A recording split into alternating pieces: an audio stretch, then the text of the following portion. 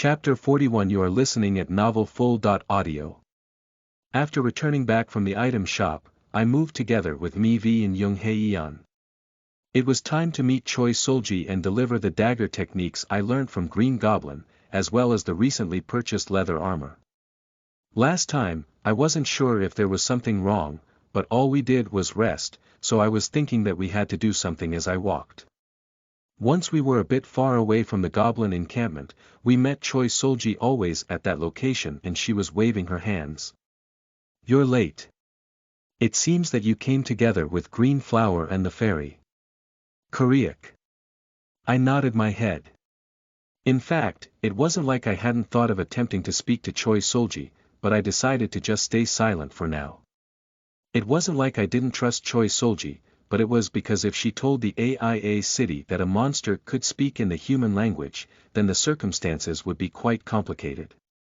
The fact that there were monsters that could completely understand the human language, as well as speak it sufficiently enough to raise awareness in precautionary measures for the humans. I thought it was best to stay silent to avoid a possible crisis or an unnecessary incident. It was not only me that would be harmed, but it would also have the potential to involve Choi Solji into some troublesome events. As soon as we met, I took out the leather armor which she greeted with an odd expression. "Koreak." "Wow. Thanks. I have nothing to give, so I feel a bit sorry." Though it may seem to her that this armor was obtained by hunting humans, she had no reluctance to not accept it. Not only that, she really didn't have much of an opinion with us hunting humans at all. Choi Solji was one who really didn't care what happened to others, so I had assumed that it was a definite response. As such, the simple training started.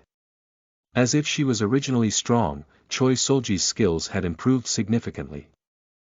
So much that she probably didn't need me anymore. Koreak. It was then. I could perceive that Choi Solji's movement were strangely changing.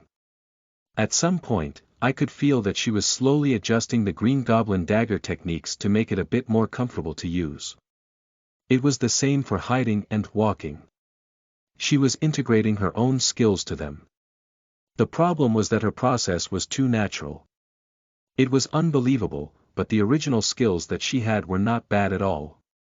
There were those rumors at the time, regarding geniuses like the Queen of the North having an epiphany the moment she had grabbed the spear and rose to an advanced level. They may be some simple nonsensical sounding rumors.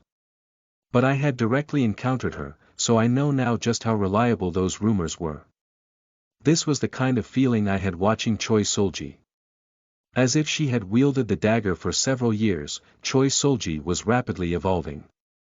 Genius. I had no choice but to swallow the saliva stuck in my mouth. Phew. After a few hours, everything was finished as Choi Solji breathed out. Though she was an archer, Mi-V was staring at Choi Solji as if she couldn't believe her eyes. It was the same for Young Hae-yeon. I could see that she was biting her lips. Choi Solji, who was soaked in sweat, smiled as if she did not know anything. It seems Choi Solji was going to bathe. Taking out some clothes from her leather backpack, she started walking towards the river together as we followed. It seems that she wasn't conscious of us yet. It was definitely a little bit miserable just seeing her take off her clothes and jump into the river. Refreshing. Do you guys want to join? From Choi Solji's offer, I secretly nodded my head. Though I had seen her body countless times before, her body was still as beautiful. It was strange not having any thoughts of going closer to see. Of course, since I didn't want to reveal an orc's large, evil thing, I approached her with my pants on and smiled as I splashed water onto her. Ha ha ha. How wily. It seems that Young Hae-yeon didn't want to enter while Mi-V didn't have any thoughts of getting her wings wet. I couldn't help but laugh seeing those two awkwardly watch us absent-mindedly. Koreak. While I was looking at that side, Choi Solji was swimming towards this side. Where are you looking? Choi Solji was soon clinging to my arm, and her upper body was naturally pushed towards my arm. It definitely felt good. Furtively, I began to try and wrap my arm around her waist. As if she knew what I had intended, she slapped my arm away. Bad hand. I told you I'm taken. This is unfair. So it was fine for her to touch me, but when I try and reach out to her, she would slap away my hands. This was definitely unfair. As if she was treating me like some neighborhood dog, I felt displeased from the thought. Seeing my expression, Choi Solji laughed as she spoke. Koreak. Ha ha ha. You're pissed, aren't you? Soon, the time we spent by the river continued. Choi Solji looked at me before opening her mouth. It was difficult to find that playful expression from before. I'm going to depart for the north. I'm not sure if we can meet next week. Although I roughly anticipated this, I never knew this time would arrive so fast. Koreak. Since she didn't have many good memories in the western city AIA, it was understandable why she wanted to leave this place. Lately, she hadn't been staring at the mountains, but it seems that she had already decided then. I slowly nodded my head. You're not going to stop me. Why wouldn't I want to stop her? If she had remembered her previous life, there was no question that I might have stopped her. But, she was an innocent human. It didn't necessarily mean that being a green skin was bad, but as a human, the distance was too large. I thought she won't necessarily like seeing me rip humans apart brutally, and watching the blood-crazed Jung Hae-yeon. A human should live together with other humans. This was the conclusion that was ripping my heart internally when I had first met her. Since I knew that she was going to leave for the north, so it wasn't like we were never going to meet again. Once we finish what we need to do here, we can then head for the north. We can meet again. I nodded my head. I'm a bit sad. Koreak. Although I would be the one that's more sad, but I won't say this. After staring at me with sad eyes, she slowly moved away as she put her clothes back on. Afterwards, I can't remember what we spent our time on very well. We ate the food that we both brought while laughing. We slept together lying by the tree. We drew on each other's faces, and meaninglessly walk around. We were really just having a rest. As expected, she never permitted me to touch her until the end. Although she did come into my arms, it was as if I became her pillow. As such, I just stroked her hair. The night passed. After the day had passed, Choi Solji was packing up her belongings as I stared at her. Thank you for all of this. I have received a lot, so I should give you something as well. Koreak. Huh, you don't need it. Koreak.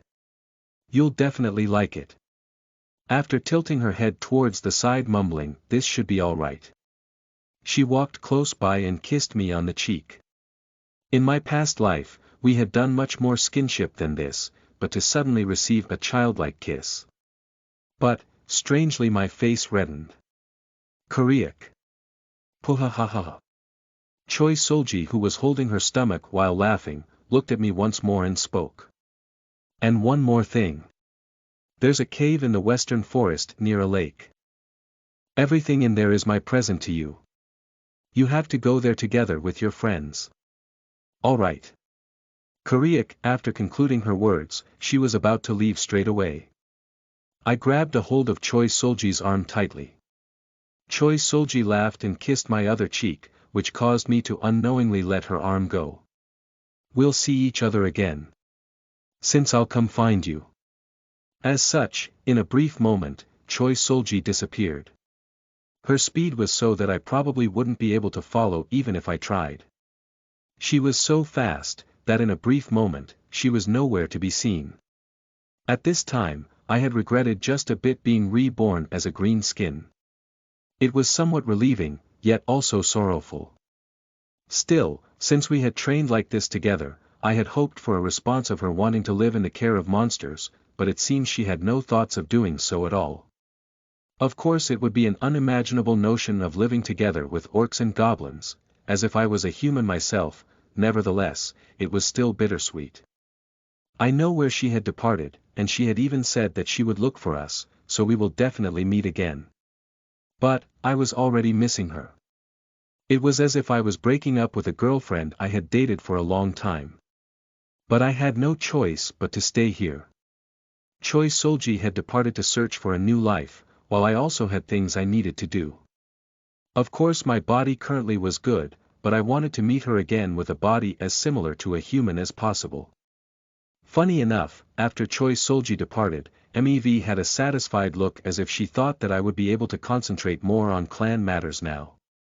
Of course she tried to comfort my loneliness by being on the aggressive, but for some reason, I wasn't comfortable around a fairy's body so I pushed her away. As for Young Hae-yeon, after the departure of Choi Solji, she began to walk around with a bright smile. It seemed she was pleased that a rival of hers had disappeared. Although she was curious why I was so obsessed with Choi Solji, it was irrational to tell her of the circumstances. Of course it wasn't like she was the type to ask needless questions. Anyhow, after sending Choi Solji off, a day later, I brought my Blood Dagger clan with me as we began to head towards the cave located in the west. Since there weren't just one or two caves in the western forest, fortunately she had specified it as being in the vicinity of the lake, it made locating it a bit easier. Come to think of it, it has been a long time since we had hunted in the western forest, which was why we immediately headed out. But, there definitely weren't too many traces felt around this lake. Seeing how strangely quiet it was, it seems that the beginners were determined to not come here at all. Something didn't feel right. It was after MEV had found strange tracks. While we were heading towards the lake, MEV began to look around her surroundings frequently. It seems as an archer, she was sensitive to traces. What's wrong? Someone lived here, I think. Although it was obvious, there were no monster settlements here. Not seeing any indications of evil beasts, it seems that they don't live here as well. But it wasn't like I could not believe MEV, who was the most sensitive amongst us. Was I mistaken? No, it seems that the traces were strangely erased. With MEV being half skeptical, the Blood Dagger clan and I also began to cautiously search our surrounding. I was curious of Choi Solji's prepared present anyways, and since our archers were thoroughly inspecting the tracks, I thought that we would soon arrive. But, it was much harder to find it than I had originally thought. MEV began to personally follow the tracks, and after a long time had passed, we had discovered a clue deep into the forest. MEV seeing food leftovers, trash, and ragged cloths here and there, was agape. I was able to see bloodied bandages, and used, discarded potion bottles lying around. There were even human and evil beast bones lying around as well. It was hard to believe that someone had lived here. Rather, this place was more like a garbage dump. Seeing this, MEV slowly spoke. It's that woman. Ha! The human female that Captain followed. She was around here. It seems that she had visited this place after parting with us. I couldn't understand what MEV was saying. I was definitely sure that Choi Solji had lived in the city. I recklessly began to run in. I was extremely curious as to what had happened inside. MEV, seeing this, began to shout. Captain, be careful. But, her words didn't enter my ears at all. I saw large leaves and branches along with other various things blocking the entrance. I began to clear away those things. Then, after I had cleared away all the obstacles before me, what I saw inside the cave was full of a mountain piled up of weapons. TL afterward holy. Just how many humans did she kill? PS human bones. Evil beast bones. Garbage dump. Wow, how did she live in a place like that? Notice. Sponsored. Thank you for the kind donation. Hope you're all having a great weekend as I'm having. Beautiful sunshine at around 25 degrees these past 2 days. PR afterward Psi 101. Klingon Proverbs, free advice is seldom cheap, translator. Calvi's Proofreaders. Psi 101, FR 34KZ. Chapter 42 You are listening at novelfull.audio. All the weapons were not of good quality. To be precise, they were all weapons used by beginners. Although, occasionally, I saw some that were used by intermediates. Though I had no clue why there were such things gathered here, I was able to immediately realize that Choi Solji was somewhat strange. Not sure if the others know what I was feeling or not, the rest of the Blood Dagger clan jumped in joy seeing all of these weapons piled up here as if they were truly glad. But, my feelings were entirely opposite of theirs. I was so baffled that I couldn't organize the facts in my mind. It was due to me constantly searching for the answers of what this situation foretold. I went by the weapons and began walking into cave. There definitely must be some other clues here. The smell of blood. MEV flared her nose as she mumbled unknowingly. I could also definitely smell it. There was blood circulating around this cave. It wasn't just that. There was a foul stench. It was a cave unlivable for a human no matter how much you think about it. However, seeing the weapons and the other few traces emphasized that there was definitely someone that had lived here. This is. I mumbled unknowingly as well. It was because I was that dumbfounded. As if someone had slept here, there were leaves and cloths in one corner. After going a bit deeper, the stench of blood became thicker. It wasn't the blood of beasts. It was definitely the blood of humans. I hurried along to the innermost part of the cave, where an awkwardly constructed door out of cloth was closed. I pushed it aside, where 4 corpses greeted me. The bodies were lying around in pieces, so it was impossible to confirm, but seeing 4 heads, I thought that 4 people would be right. What the fuck is going on? The bodies were completely destroyed so it was hard to recognize their bodies. Their hair, toenails, and nails, all of them were unnaturally gone as they had their mouths left wide open, which foretold just how painful and torturous they had lived before their deaths. But one face was strangely familiar. Since the faces were minced up, it was hard to clearly recognize it, but I think I had seen it once before. Lifting one of their heads up which was sliced completely in pieces, after closely inspecting it, I was able to remember who this guy was slowly. Though he didn't have eyeballs, I could not forget the features of this guy's face. Shin-Duk-Ho. Shin-Duk-Ho, the one who I had extensively searched for once settling in the western forest, was right here in this spot. I could roughly derive who the others were as I recalled my memories, though there was not a single one that looked normal. They were definitely the other murderers that had killed Choi Solji and I in the past. There was no more need to think further. Anyone who wasn't a fool would understand why Choi Solji hadn't returned to the city with how Shin-Duk-Ho including the other murderers were here. Koreak. Unknowingly, I growled from the thought. Choi Solji had definitely returned. Choi Solji definitely. It seems that she had reincarnated as well. I began to feel that the puzzle was unraveling piece by piece. It definitely seems that it was within her plans to leave together with Park Youngwon and those other guys. If it was the Choi Solji from the past, she would definitely fight cleverly. There was no doubt of Choi Solji now. No, it was my own judgment that thought Choi Solji was similar or below Park Youngwon's level. To simply judge her level from the mana I felt in her body. It was truly a personal judgment. If she had truly reincarnated, it wouldn't be unreasonable to estimate that she had intentionally hit a thing or two. If she was able to bring Shin-Duk-Ho and the rest here alive. Then even more. I slowly began to recall back. I was too agitated so I couldn't remember specifically how the battle had progressed, but when I had encountered them, one of them was already on the brink of death from being struck by a dagger. Even he wasn't able to properly keep his body steady despite drinking a potion, which caused me to shake my head. Fuck. I was embarrassed that I hadn't realized this. It was probably because she was laughing all the time while training with me. Because of that, I wasn't able to notice at all her sharp blade techniques from her reincarnation. I began to feel more guilty. If I had known, I wouldn't have sent her away like this. In this way. Koreak, I hurriedly looked at Mivi and asked. How long has it been since she departed from this place? I'm not precisely sure, but it has been some time. I frustratingly looked around here and there. It was because I realized just how difficult and broken she was to live like this. Who? After letting out a deep breath, the other goblins began to furtively withdraw from the place.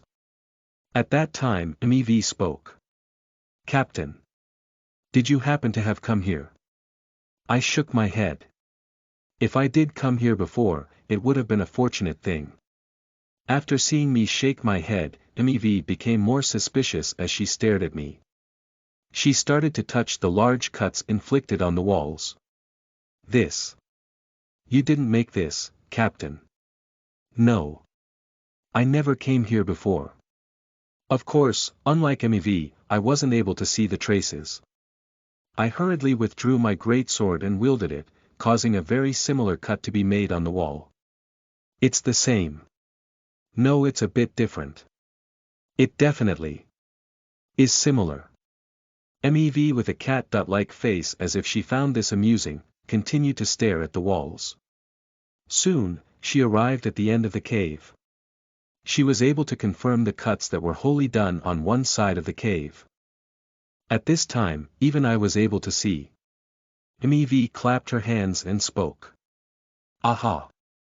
So she practiced. That woman. She practiced to try and make a similar trace to yours, Captain. Until now, I wasn't sure, but seeing these cuts, I'm quite certain. Fuck. I had no clue what was going on in this situation. There was no denying that Choi Solji had reincarnated. If not, there was no scenario where Shin Duk.Ho and the other murderers would be minced up like that here. Ridiculous to say, Choi Solji was originally a psychopath, and those guys not coincidentally were caught as her prey, which raised my conviction of this. Nevertheless, I wasn't able to understand why she practiced to engrave these kind of traces. As such, I began to leave from the place. Although she had said that this pile of weapons was a present, the source of it was suspicious. To imagine her, who lived in this cave, buying weapons from the western city AIA was very strange. Above all, seeing the weapons be smeared in blood, it seems that the weapons definitely had an owner before. It seems that she had definitely hunted as well. But her objective was clearly different from others. I began to quickly move. The Blood Dagger clan along with Young Haeyeon and Mev followed as well, and though they hadn't received permission yet, there were some that had already changed weapons. The traces that we recently saw. Can you find more of those? There's none around here. If there are similar looking cuts around here, we could probably find some. We're going to search this vicinity. Okay. As if she had found this excessive for her alone, she began to call and gather goblins and hobgoblins that had evolved into an archer. They were ordered to find similar traces. You see this cut?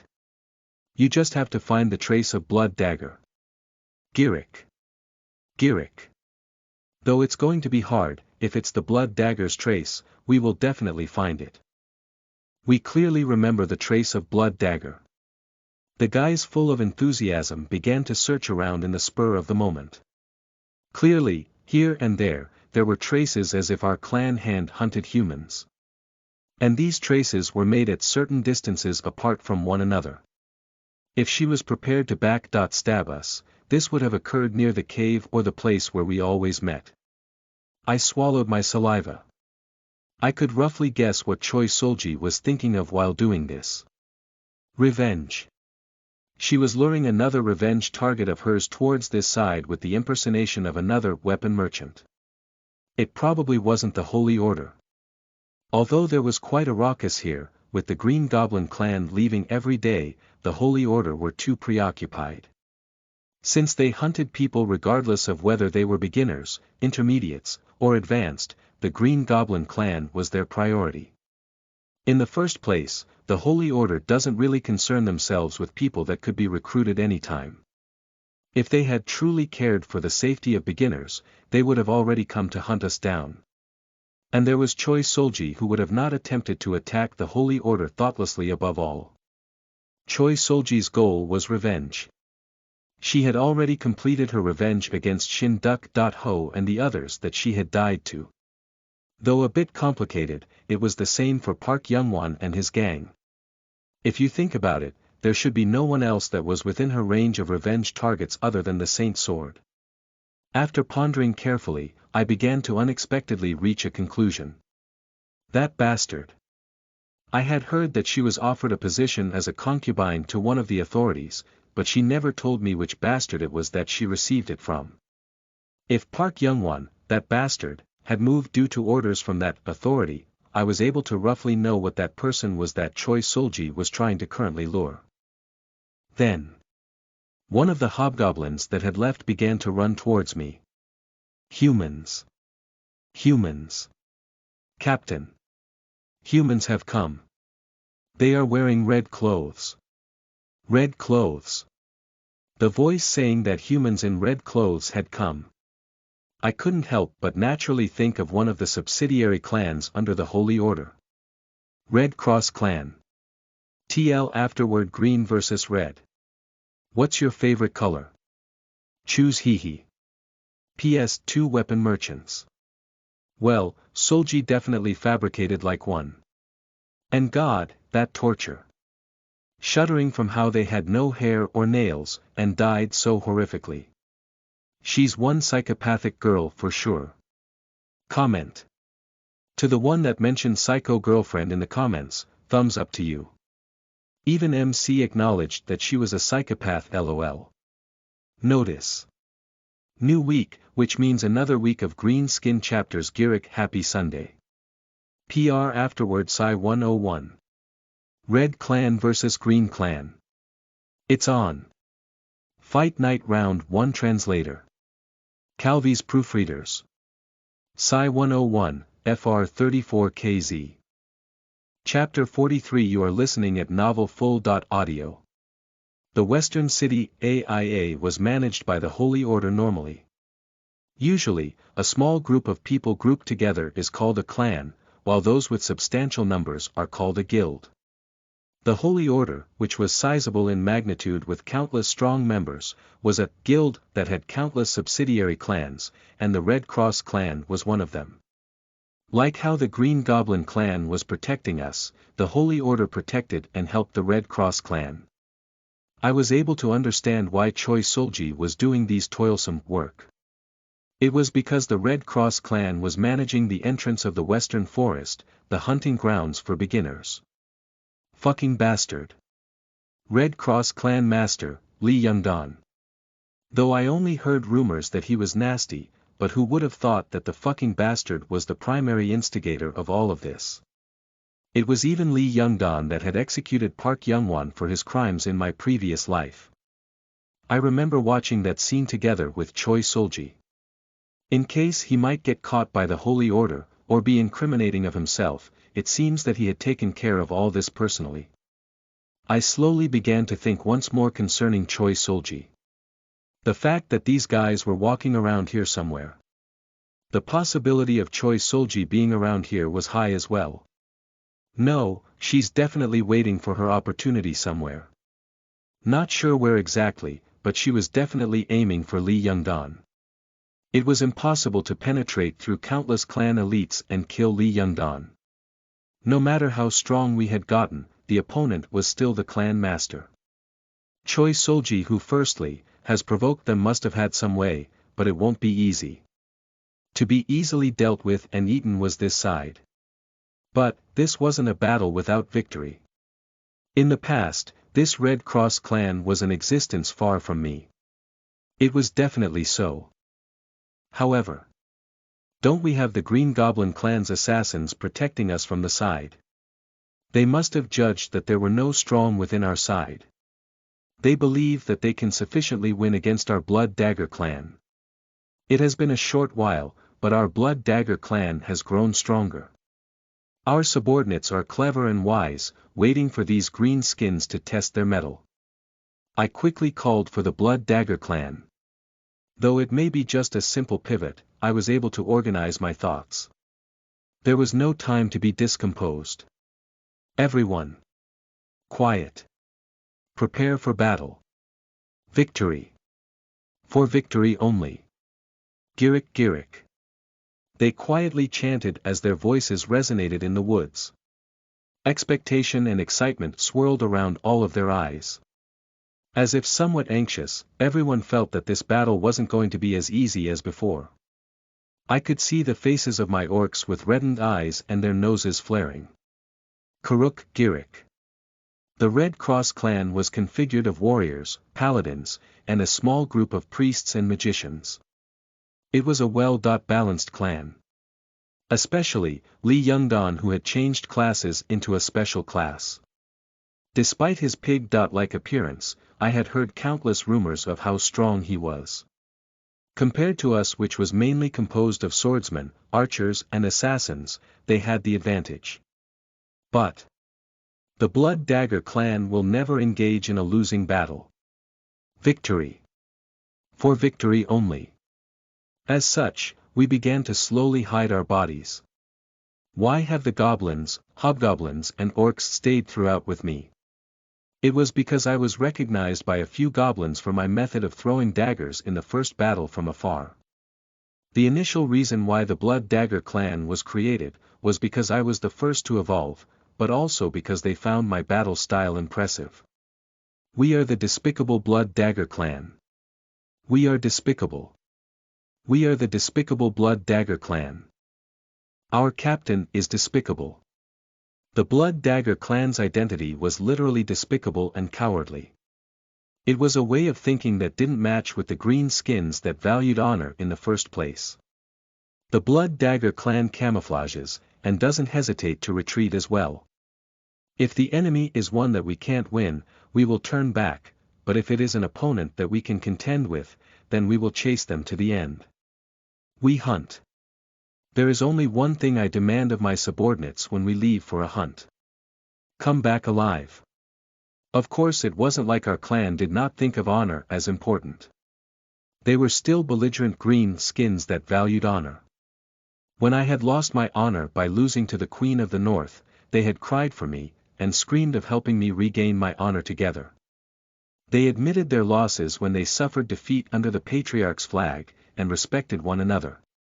Which was why I couldn't understand them even more. Why are these cute guys so passionate and enthusiastic towards me? As someone who is weak and despicable, that wouldn't hesitate to do dirty actions or retreat. There was a time when I asked me the reason why. That is, well, it's obvious. All of the clan members including me are weak. Of course there were no one that was weak in the present clan. The first and second had changed classes into impressive orc warriors, and whenever they entered a battle, they would display impressive performances, incomparable to the most up-and-coming assassins lately.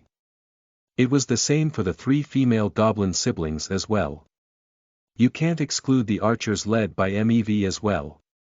But despite all this, the Blood Dagger clan always think in terms of the weak. A weak species amongst the goblins.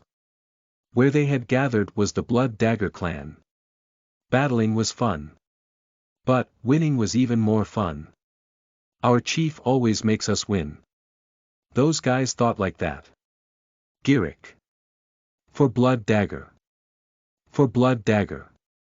As such, we engaged against the red armored enemy in front. The speed of us attacking them from the shadows was immediate. They were divided into several squads inside the forest searching for the weapon merchant. With them like this, of course we had the upper hand.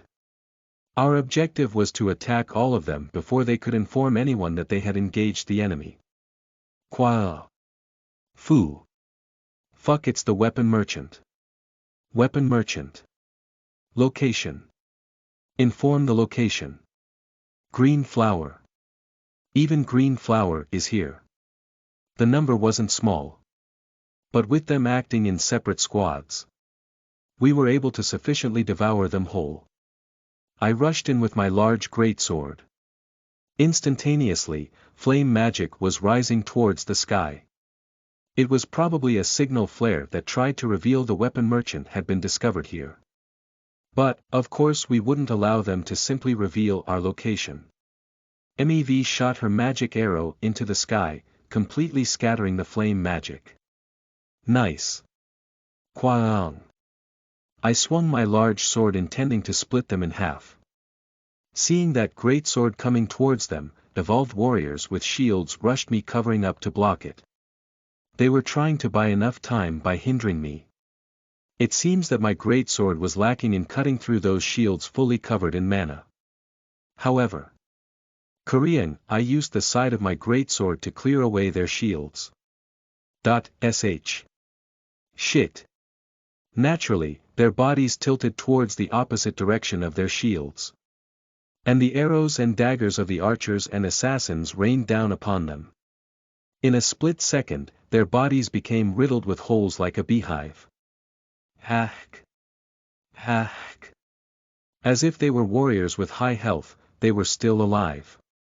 Sensing the priests healing them from afar, I quickly split the guys who had lost their balance in half. Kwajijik. The sound reverberated as blood and their brains splattered across my face. Unknowingly, I began to shout at the Blood Dagger clan with reddened eyes. Kill the human spreading bright light first. Kill the human spreading bright light. For Blood Dagger. The brave first was the one to reply to my orders first. And the three goblin siblings emerged from stealth and attacked the rear. They did not penetrate through the warriors and paladins protecting the front, but rushed around towards the priests. Since they had high dexterity, this was quite dangerous. In the end, the paladins and warriors began dividing their forces towards them, which meant it would be soon easier for our orc swordsmen to easily penetrate their defensive lines. The first was blocking the attacks of the paladins while approaching the priests. The second was also displaying a similar fine performance as well. Korean. We had the upper hand in terms of numbers, and with the way our classes were structured, we were stronger. If the vanguard had not completely collapsed, this might be a different story, but those in the front lines couldn't endure at all. Although the paladins advanced out of haste towards the front, the levels were dimensions apart for warriors to try and protect the front lines. With assassins relentlessly appearing and attacking with their daggers, the swordsmen retreated back to try and create space with their swords. Of course, MEV's arrows supported the two orc swordsmen from the rear. The arrows rained upon the enemies at the right place at the right time, as it rescued the two from danger. Ack. Ack. Ack. My eye. Thanks to this, screams constantly reverberated along the human lines. And not long after, the first order was completed as the first perfectly killed off all the humans that were spreading light. Watching him instantaneously penetrate through the lines and grab the throat of a female priest was so impressive that I had thought that he was too talented to serve under me. As if he was excited from the battle, he began to shout loudly. For Blood Dagger. And just like that, his sword split the priest's skull into two. Kwajik. Koreak. Seeing this, I couldn't help but laugh out of satisfaction. The first battle was a complete victory. The problem was that our location was somewhat revealed. Although we were able to block the ball of fire rising into the sky, we couldn't block the screams leaking out. I began to slowly stare at Young Haeyeon. Young Haeyeon began to nod and spoke. The reason I did not use Young Haeyeon in this first battle. It was because victory or defeat laid in Young Haeyeon's two hands. Yes. Yes. Soon, Young Haeyeon spread green light from her staff before opening her mouth. Simultaneously, the tree roots began to move slowly, very slowly. Though I was not certain, I could tell that the terrain of this side was slowly changing. The roots continued to stretch out along the ground. Some roots stopped in the middle, while others began climbing on other trees, slowly bending them down. It was the same for the vines. It even began to move the trees towards the ground. The best part was seeing those immovable trees that were standing there slowly move. Since she was spending an extreme amount of mana, Young Haeun's expression wasn't so good, but with this much, we could win.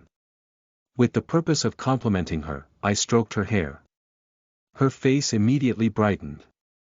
In the battle, Young Hae-yeon won't use her other magic skills. Rather, she will very slowly change the terrain after an attack. Eventually, the Blood Dagger clan will invite them to an ant tunnel. I raised my hand, causing my clan to begin chanting in all directions. Victory. For victory only. For Blood Dagger. As such, the battle that our Blood Dagger clan wanted began. TL afterward God, that was exciting and refreshing to translate. Such a good chapter. Love how MEV and Hae-yeon play huge roles in this chapter. Can't wait to see what Haeun's terrain transformation will do. PS Despicable Goblins vs Despicable Minions. I can't decide. Comment. We're going to see a lot of red blood. Notice. What's better than a release? 2 consecutive releases. PR afterward. Klingon proverbs, a leader is judged not by the length of his reign but by the decisions he makes. Translator. Calvi's proofreader. Psi 101.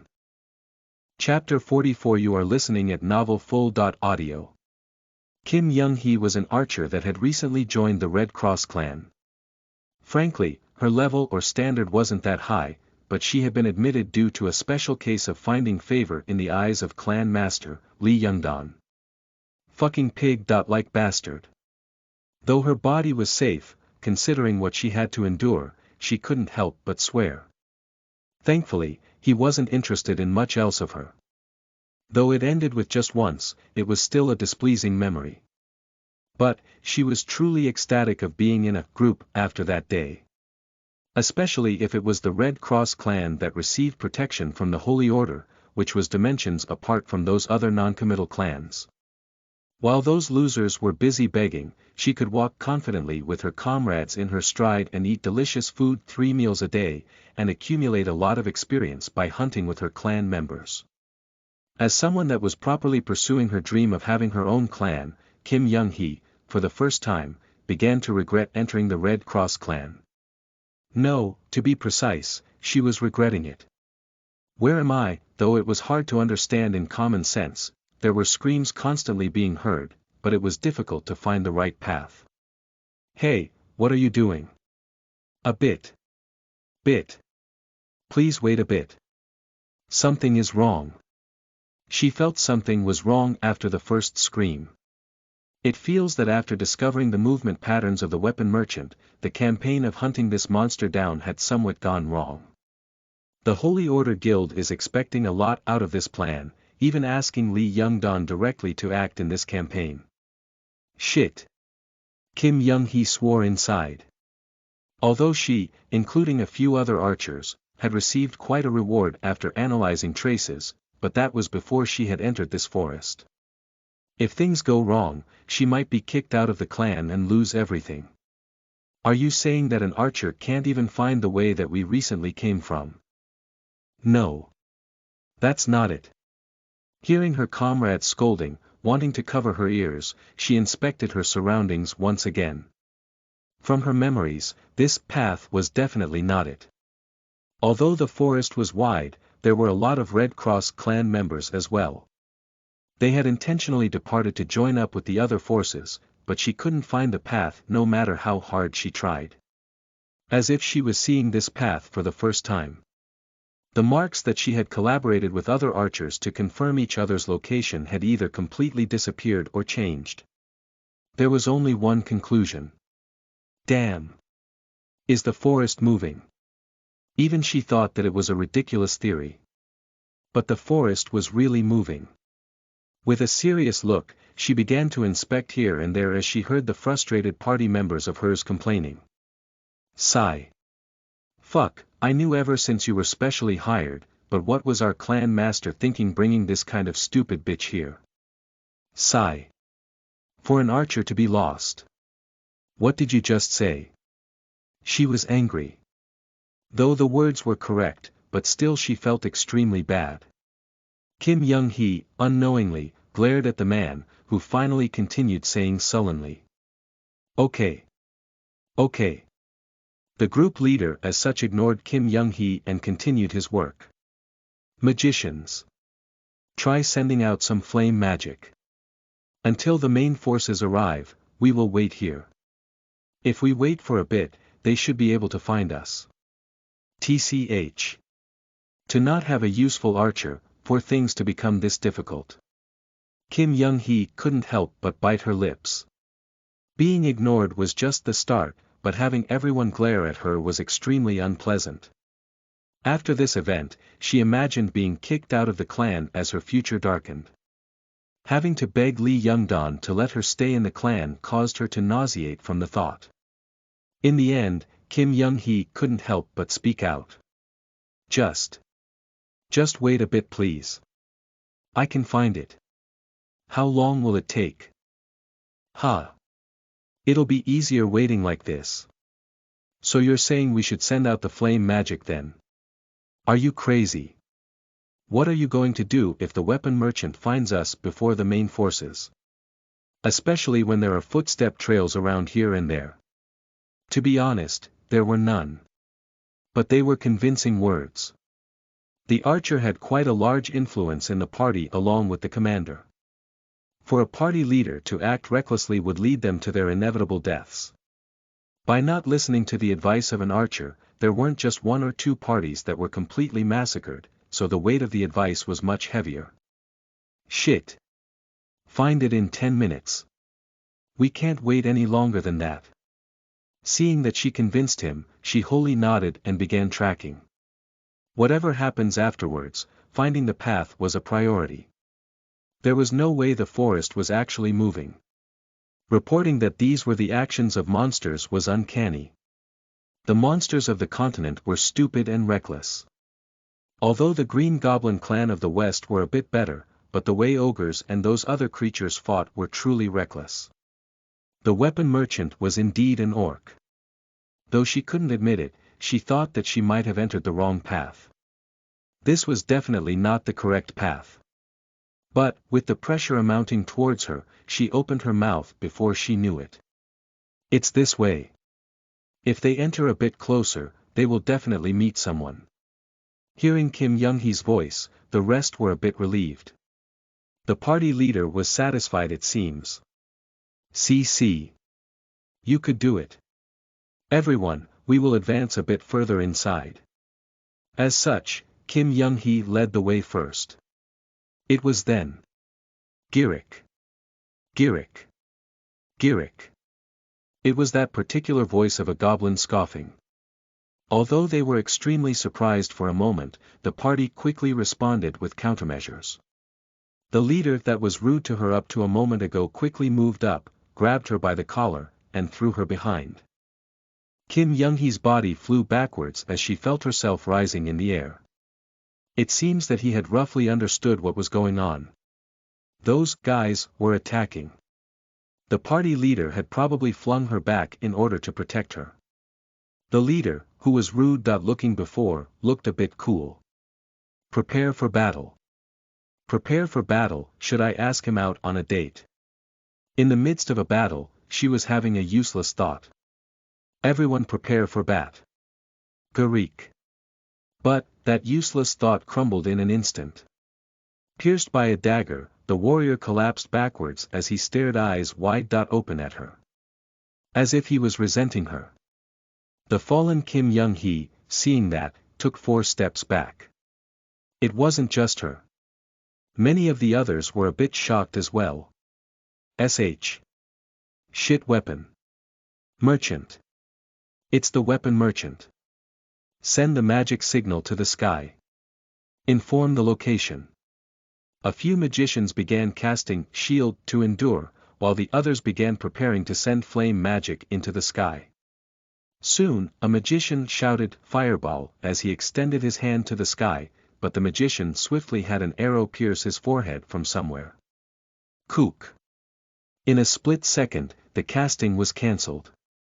Although the other magicians continued to try to cast flame magic, but whichever one that tried was in most danger, causing them to be wary of one another. Instead of simply just trying to recast the flame signal, they were all casting shield in order to live. Damn. In this kind of situation, Kim Young-hee began to look around her. She definitely couldn't see anyone. But there were arrows and daggers constantly piercing through her party members. Ah. I'm going to die. I will die. Kim Young-hee walked towards the magicians that were maintaining their shields as she screamed. The warriors were losing their lives in a split second. In order to live, she had to move inside the shield any way possible. Please. Please save me. Save me. Though Kim Young-hee screamed like that, there was no one that would readily release their completed shields to receive her. Rather, the magicians began to rebuke her. Can't you go away? Damn, hurry up and go call reinforcements. There was no way she could call them. It was because she didn't know where this place was. Feeling desperate, she began to scream. Hurry up and open. Hurry. You fucking bastards. Are you going to live by yourself? Amongst this quarrel, screams could constantly be heard here and there.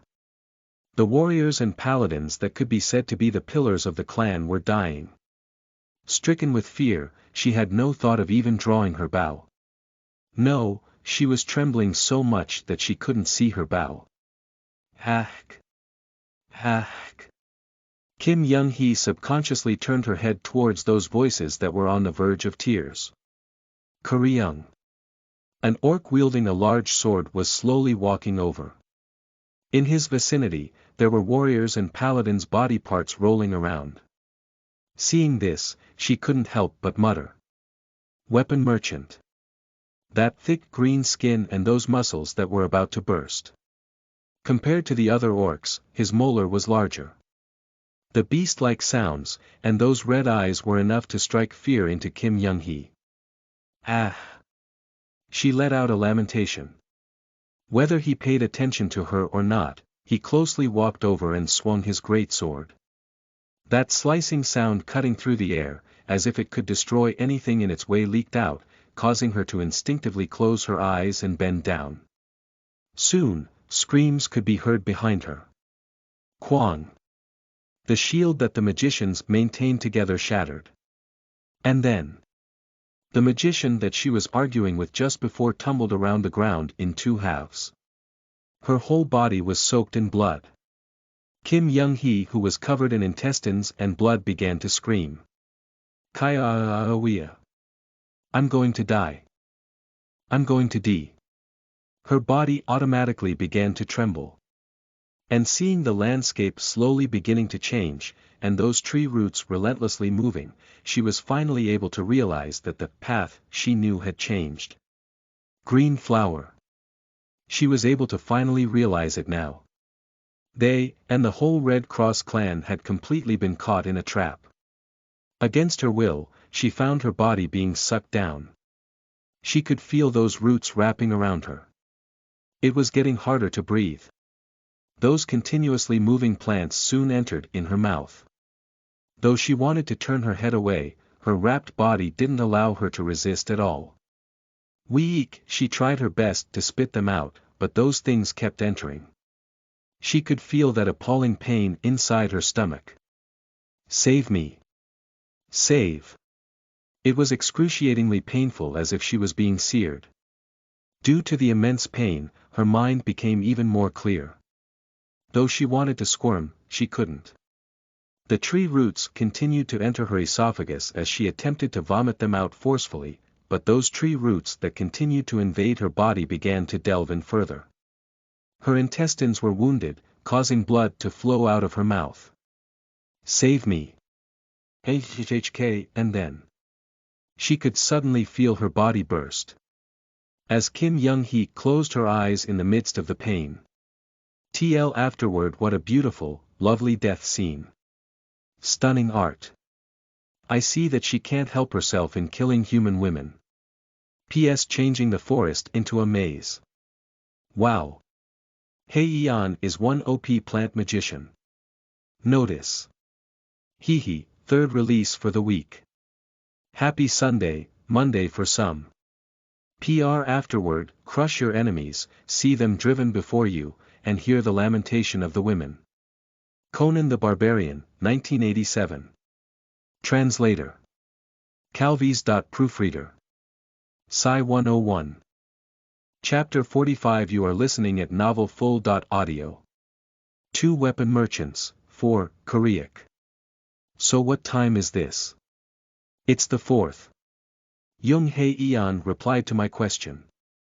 Though I had told her not to uselessly squander her mana, it seems that she wanted to see blood as she consumed that last human girl. Since she was changing the landscape slowly, I didn't say much. Due to our 4th attack, through constant changes, the forest was like a maze.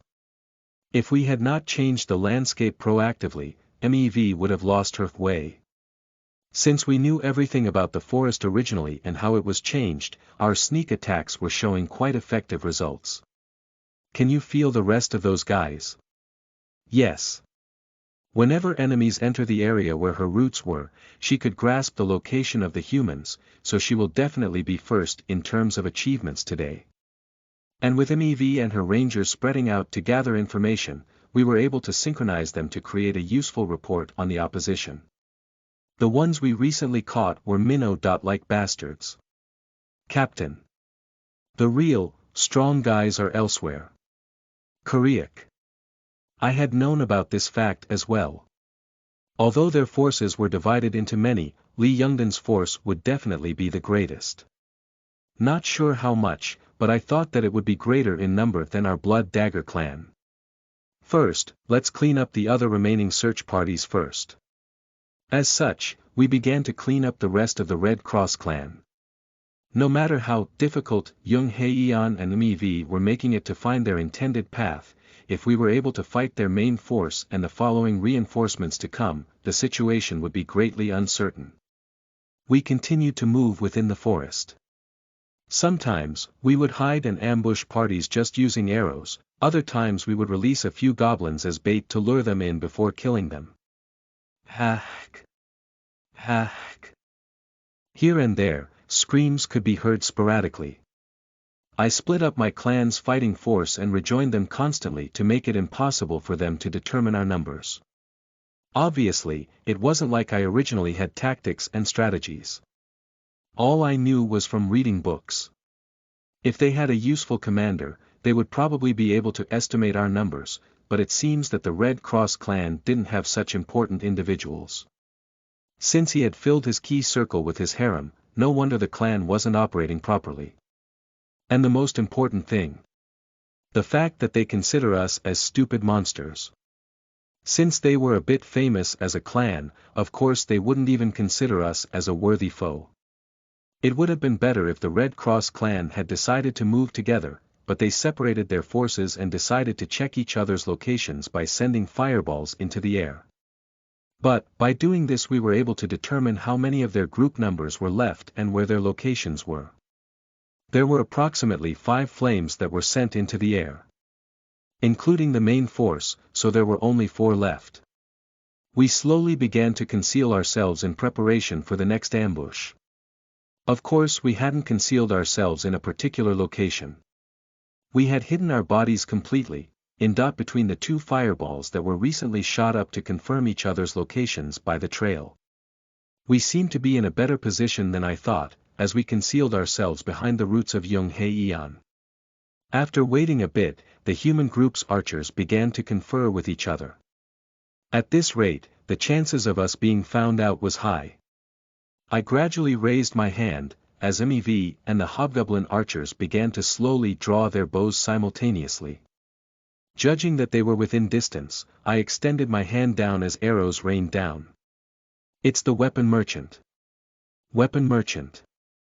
Instantly, various fire arrows began to rain down on the archers. The night sky soon became like fireworks as the sky was brightly lit up briefly. Once again, we blended into the darkness of the large forest. Compared to them, we clearly knew what was the map of our terrain. The basic rule was to grasp the terrain first. The human archers that were wondering what unknown place they stumbled into were desperately trying to complete a map in their heads, but they couldn't compare to the information that we had. We began to climb up. Normally, this kind of terrain couldn't be found nearby. Young Hei Ian, who was lacking mana, will recover it during battle. At this time, I couldn't help but feel just how valuable Young Hei Ian was to this clan. In short, she was a rolling lottery ticket. After the battle, I should spend a bit more time with her, I thought. Of course, that would come later. By climbing up the hill, we were able to see a second squad running below us, which made them easy targets. I smiled at the good timing. It seems that they were hurriedly trying to join up with the others after seeing that brief rain of arrows. Fire! Giric! Giric! For blood dagger! Due to my command, those green-skin archers were firing their arrows with all their strength. The arrows rained down, as it pierced through their eyes, foreheads, noses, and even their mouths. Ack! Ack! Priest! Priest! The first targets were the priests, and the second were the group's archers. If things go right, we take care of the warriors in advance. Since our general objective was to completely slaughter them, we're going to steadily clean up all of them. We won't attack the magicians yet. They need to constantly fire up flares so that more confusion could be created out of this chaos. Koreak. Looking up into the sky, I was able to see fireballs flying up from another place. The group of the 5 siblings that I had split up prior, were attacking as well. Avoid fights that can't be won. Go in when you can win. To engage in battle when one has more numbers. Flee before dying. These guys were surprisingly loyal and had completely mastered this task. FO. For blood dagger. Those screams over there could be heard all the way from here. It seems they wanted the enemy to know where they were. They probably will retreat before the other reinforcement group arrives. Anyhow, I rushed out and slashed the first guy with my greatsword. Unknowingly, I also began to roar in an uplifting tone. Victory! For victory only! For victory only! For blood dagger! When our archers begin to draw their arrows, then we will attack them. The hobgoblin warriors raised their shields while I rushed forward in between them with my greatsword in front. Although those spearmen attempted to extend their spears, they were but bothersome. As if they knew what I had felt, arrows rained upon them as they screamed, letting go of their spears. And then I slashed and hacked at the warriors with my greatsword. Kwajiiaik. Their shields were broken as their bodies were penetrated together. Blood splattered past their broken shields and onto my hands. Kwa. Although I had to be more proactive with the absence of the loyal 5 siblings, but it wasn't like I couldn't decimate this squad without them. Priest. Priests. Hack. Although they were looking for priests, it had been quite a while since they had crossed over. At that time, I crushed their faces with my feet and plunged my sword. It was a great feeling hearing the Kwajik sound circulating around my feet. After Young Hei Ian changed the terrain once more, we disappeared within the forest. It has been a short time, but in that period, we were displaying all the techniques and methods we learned from Green Goblin on how to walk, hide, and use our weapons. Of course, if we had engaged the Red Cross clan up front, we might not have won. No, if it really was like 2 armies facing each other, we would have definitely lost. But, we were in the forest. Those human forces that couldn't precisely confirm one another's location. And the main force which was slow due to that man's large body. After killing off our enemies, we relentlessly moved our bodies. As if they weren't able to fully kill their enemies, the 5 loyal siblings rejoined us with rough, heaving breaths. With our relentless guerrilla warfare tactics, we were able to reduce the number of priests and archers they possessed. Koreak. It seems that only a small minority were able to rejoin with their main squad. It wasn't a perfect result. But I laughed. Since Lee Youngdon was continually leading his squad deeper into the forest. Koreak. I quietly killed my breathing. The others also followed. And suddenly, I could hear the voices of the single main force inside the forest. Damn. What the hell happened? Hey, you still haven't discovered our location yet. I'm sorry, sir. Fucking useless bastards. I fed you and gave you a bed, but you can't do shit. Lee Youngdon was complaining with his heavy armor on. It would be strange if he wasn't frustrated. To be honest, he was armed up to his bones. To say it plainly, he had no brains. Despite loving girls and fighting, he valued his own body extremely. When searching for honor, he was more of a green skin than others. I decided to monitor them a bit more. I was anticipating them entering our dugout ant tunnel. Damn. Damn. You still can't find the other squads. Fuck. Once I return back to the city after this campaign, I'm going to call all of them and kill them, so make sure to tell them. Useless bastards. I'm sorry, sir. For our clan to lack so many talents. We won't be able to attain any achievements, damn it. I should have requested aid from the other clans. Their troop numbers were definitely not small. The culprit for them continually heading deeper into the forest was because of that guy's confidence. However, we were also prepared. The terrain was constantly being changed to make them baffled, but it was more aimed towards weakening the ground of certain areas by moving the roots. Everything was planned for this one moment. Koreak. I looked over at Young Haeyeon. She raised her staff, causing the ground that those guys were stepping on to slowly tremble before immediately collapsing. Kung. Kwaang. The ground collapsed in an instant. I raised my greatsword. Victory. For victory only. The clan began to shout. For blood dagger. The terrain in which we stepped on was completely advantageous compared to them trapped below. Foo. Fuck, what the hell? You fucking orc bastards. Hack. Hack. With the trees tilting down, there were countless casualties and the injury toll began to rise. But, there was no time to spare. By sparing our clan's fighting force, this event wasn't enough to finish off their troops. Arrows continually fired into the pit as the goblins began to charge ahead from afar. We definitely couldn't see the objective. MEV began to fire 3 arrows at once. Although the Red Cross clan were trying their best to endure with magic and shields, it would be irrational if there were no casualties. Young Haeyeon, who didn't have to preserve her mana now, began to move her roots towards the pit. Hack. I could hear screams and something bursting from far away. Since the distance was barely reachable by arrows, I wasn't able to precisely determine the casualties of the opposition, but we continued to run. If we were to have attempted an ambush too closely, we could have been discovered, so this was an unavoidable situation. But, hearing the oncoming screams, I was able to slightly deduce their casualty situation a bit. For blood dagger. I quickly charged down. And then I encountered Lee Youngdon, who was trying to escape out of this pit. Automatically, strength entered me. By raising my greatsword, I recklessly swung out. With a chance to split him in half with one blow, I rushed at him. Quah! Dirty orc bastard. How dare you?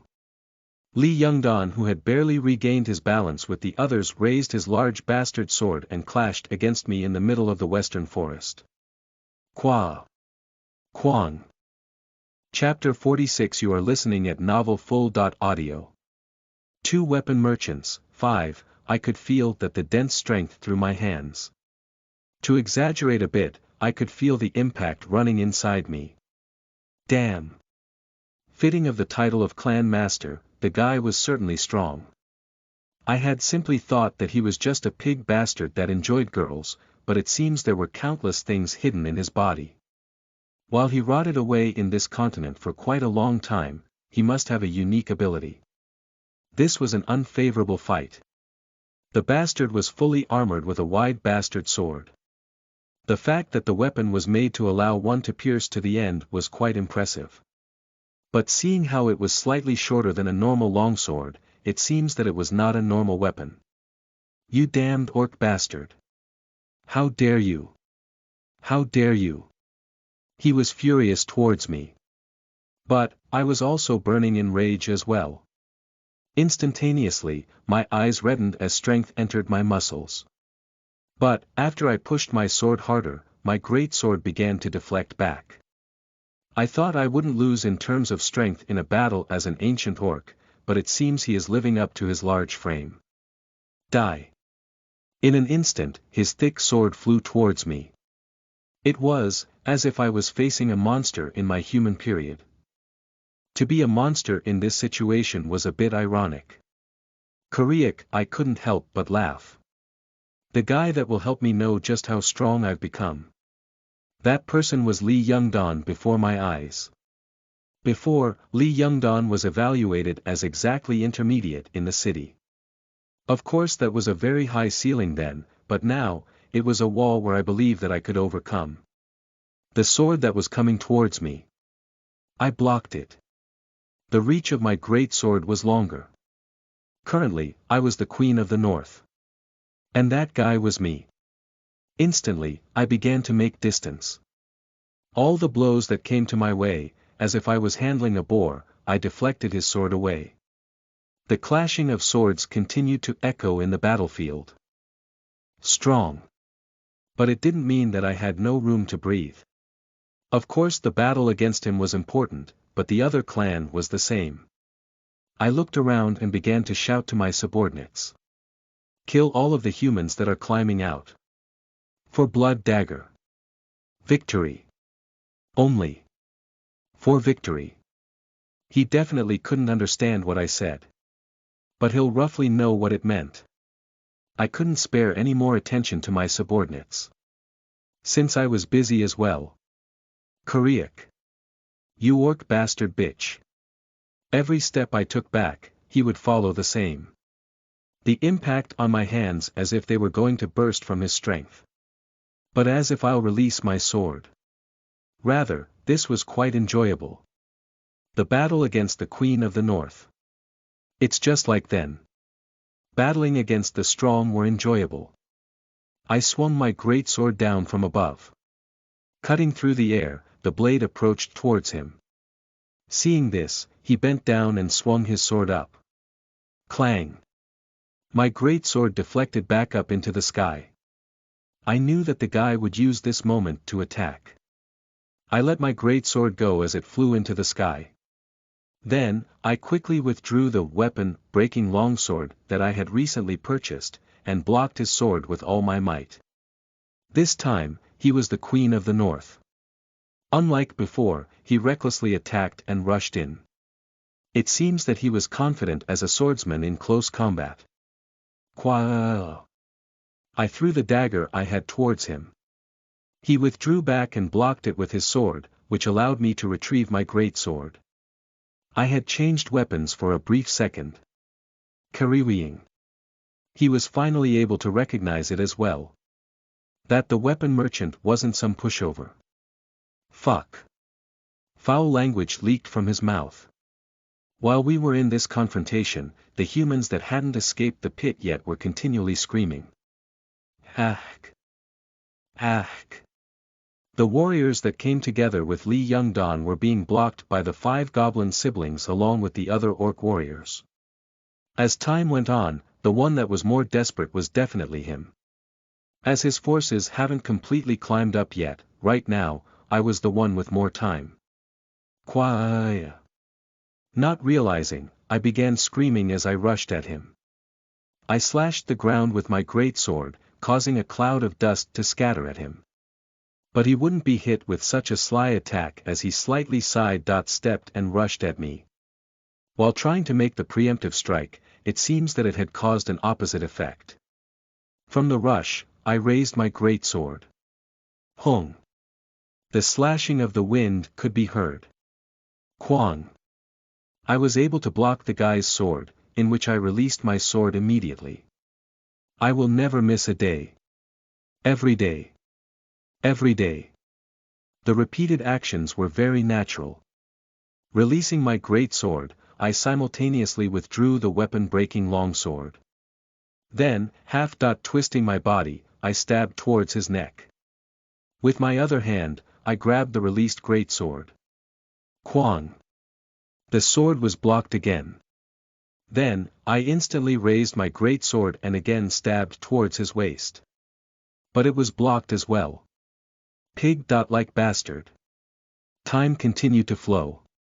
The Red Cross clan members in the pit had finished configuring their formation as they began to climb out of the pit. Although the loyal 5 siblings were putting on a fine display, it seems that we were a bit desperate.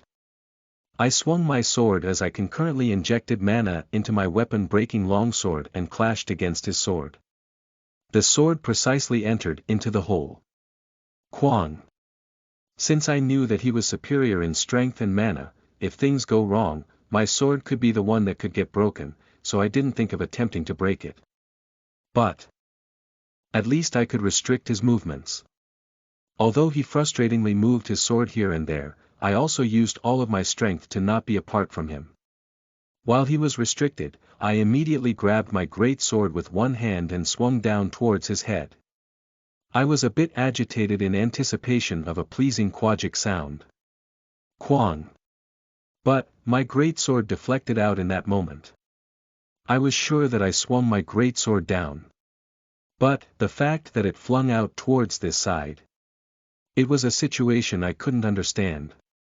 The guy, seeing my alarmed expression, began to sickeningly laugh as he began to move his body. Soon, he separated from the weapon-breaking longsword. Puk. Koreak. Immense pain bursted from my stomach. Fuck. Unique ability. Anyone could see why he didn't carry a shield as a tanker. Since his body was as solid as a shield, there was no need for one. Qua. I screamed loud, but the damage was still done. The guy, seeing me like this, magnanimously laughed. Puhahahaha. Orc bastard bitch. Look at your expression. Though I wasn't certain, it was an ability that solidified one's body. It was hard to determine the exact toughness of the ability. But I expected that it wasn't as tough as one could imagine. Since if it was tough that even I couldn't penetrate, then he wouldn't have been satisfied being a subsidiary clan of the Holy Order. Whether his ability was a duration skill or an active ability was the problem. But I was too impatient to test my theory one after the other. It wasn't like I couldn't move, but the problem lied with the internal bleeding. There was already blood flowing out of my stomach, and seeing that blood-red wound in my stomach, it meant that I had received a critical hit. Koreak, I can still move. I surged towards him once again. Raising my great sword, I swung down once more, but he blocked it completely with his body. It seems that since he had already deceived me, there was no more need to conceal his ability. I began to closely inspect his skin. Whenever I swung, I could feel that his skin was changing a bit. In other words, it wasn't a passive skill. Of course, being injured, I couldn't completely block the guy's attack. The damage in my body continued to accumulate. In comparison, how his body had no wounds was quite unfair. Fuck. Unique ability. A talented physical body, senses, lastly equipment and unique ability decided who the strong were in this continent. These were the aspects that I did not possess just yet. What it means is that Li Yongdan, who is currently my opponent, could be called a strong. His body, class, and his unique ability were all quite secure. Blood continued to flow out, but it didn't stop me from swinging my sword. Of course, I had sufficiently reduced his forces, so we could retreat and pledge to fight them again in the future. But, I did not want to retreat. I wanted to test my limits. In the past, I can't remember ever properly putting in effort. To be honest, I put on a pretense of trying. However, I was extremely busy in this life. It was like how I felt against the Queen of the North. I don't want to lose. I didn't want to lose. That combative spirit which I did not possess in the past fixated my feet down. Kwang. If you consider his strength, it was a relief that my body was not already cut in half. To confirm that all the effort was not for naught, I began to walk uniquely, doing whatever means to avoid and deflect his attacks. His annoying sword, his annoying ability. With the intention of destroying everything, I continued to swing my sword. No matter how much I frowned and focused, the pain continued to vibrate within me. Kwa. Destroy. I will destroy everything. The speed at which I swung my sword began to hasten.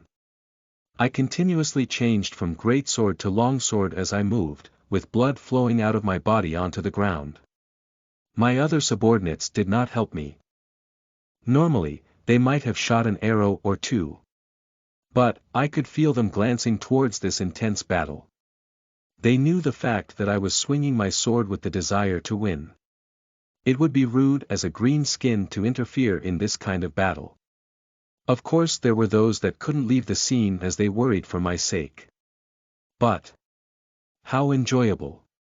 My hands started to get faster.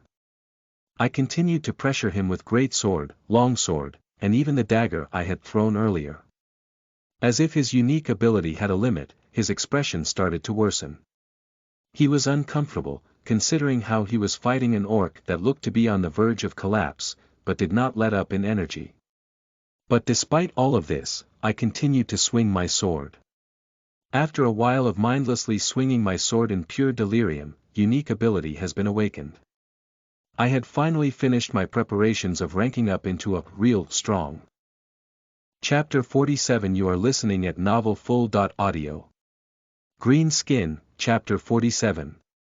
2 Weapon Merchants, 6, Unique ability has been awakened.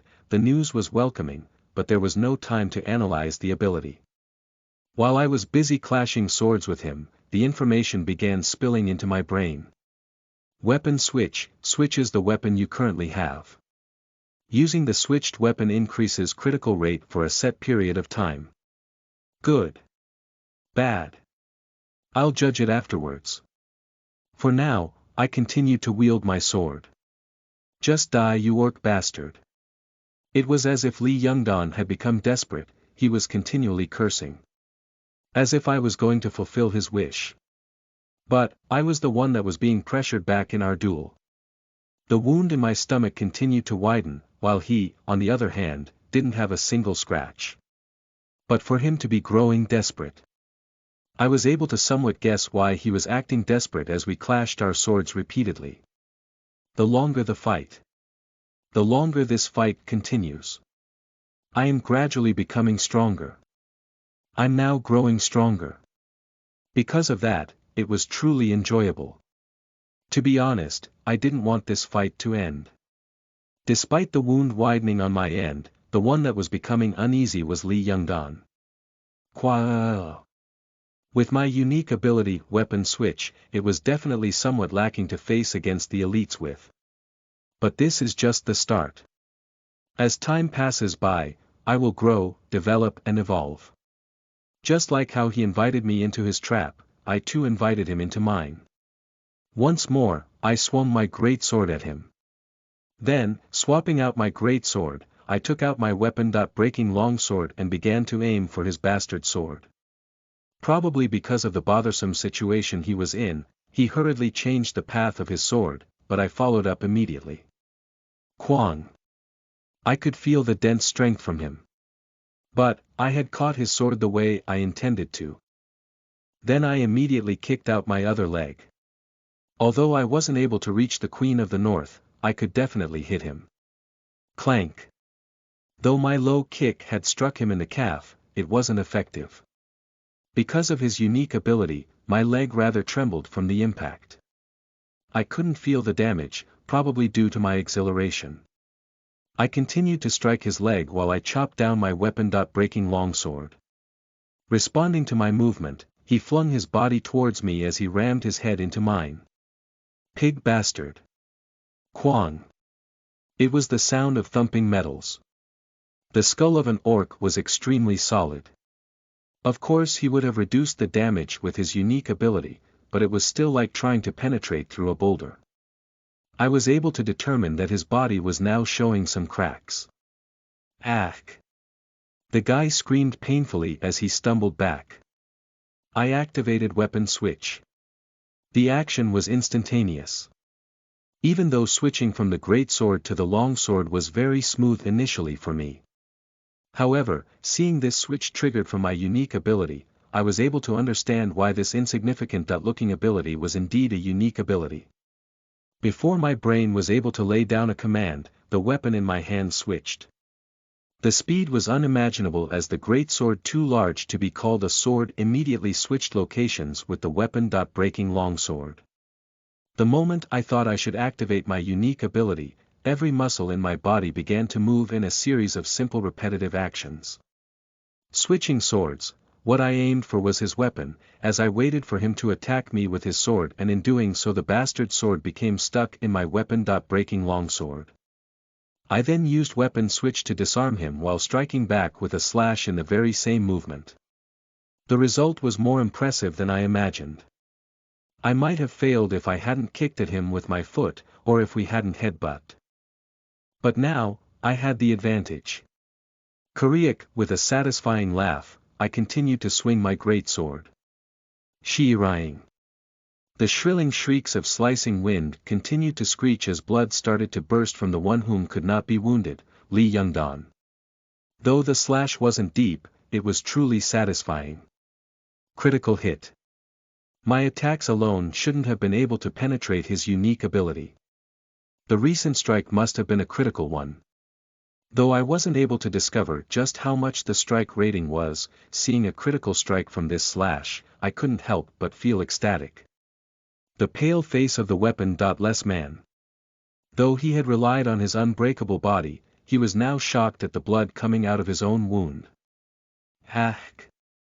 I switched once again from my greatsword to his bastard sword.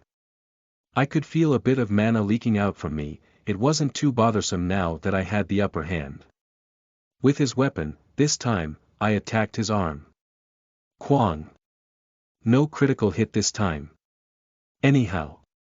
There is still a lot of time.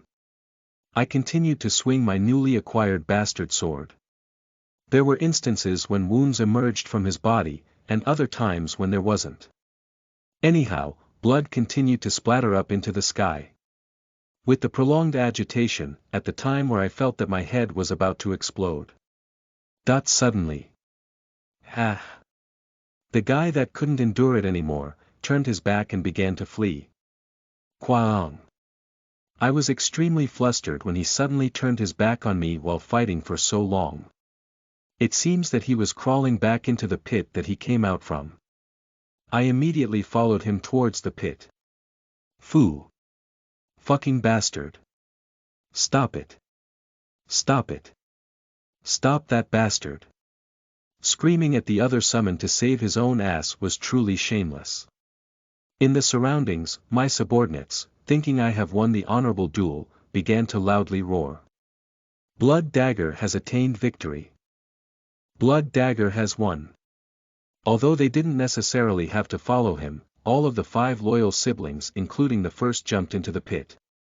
Although it was difficult to exactly determine what the current situation was, it seems that they had turned their battles around and already defeated all of their opponents.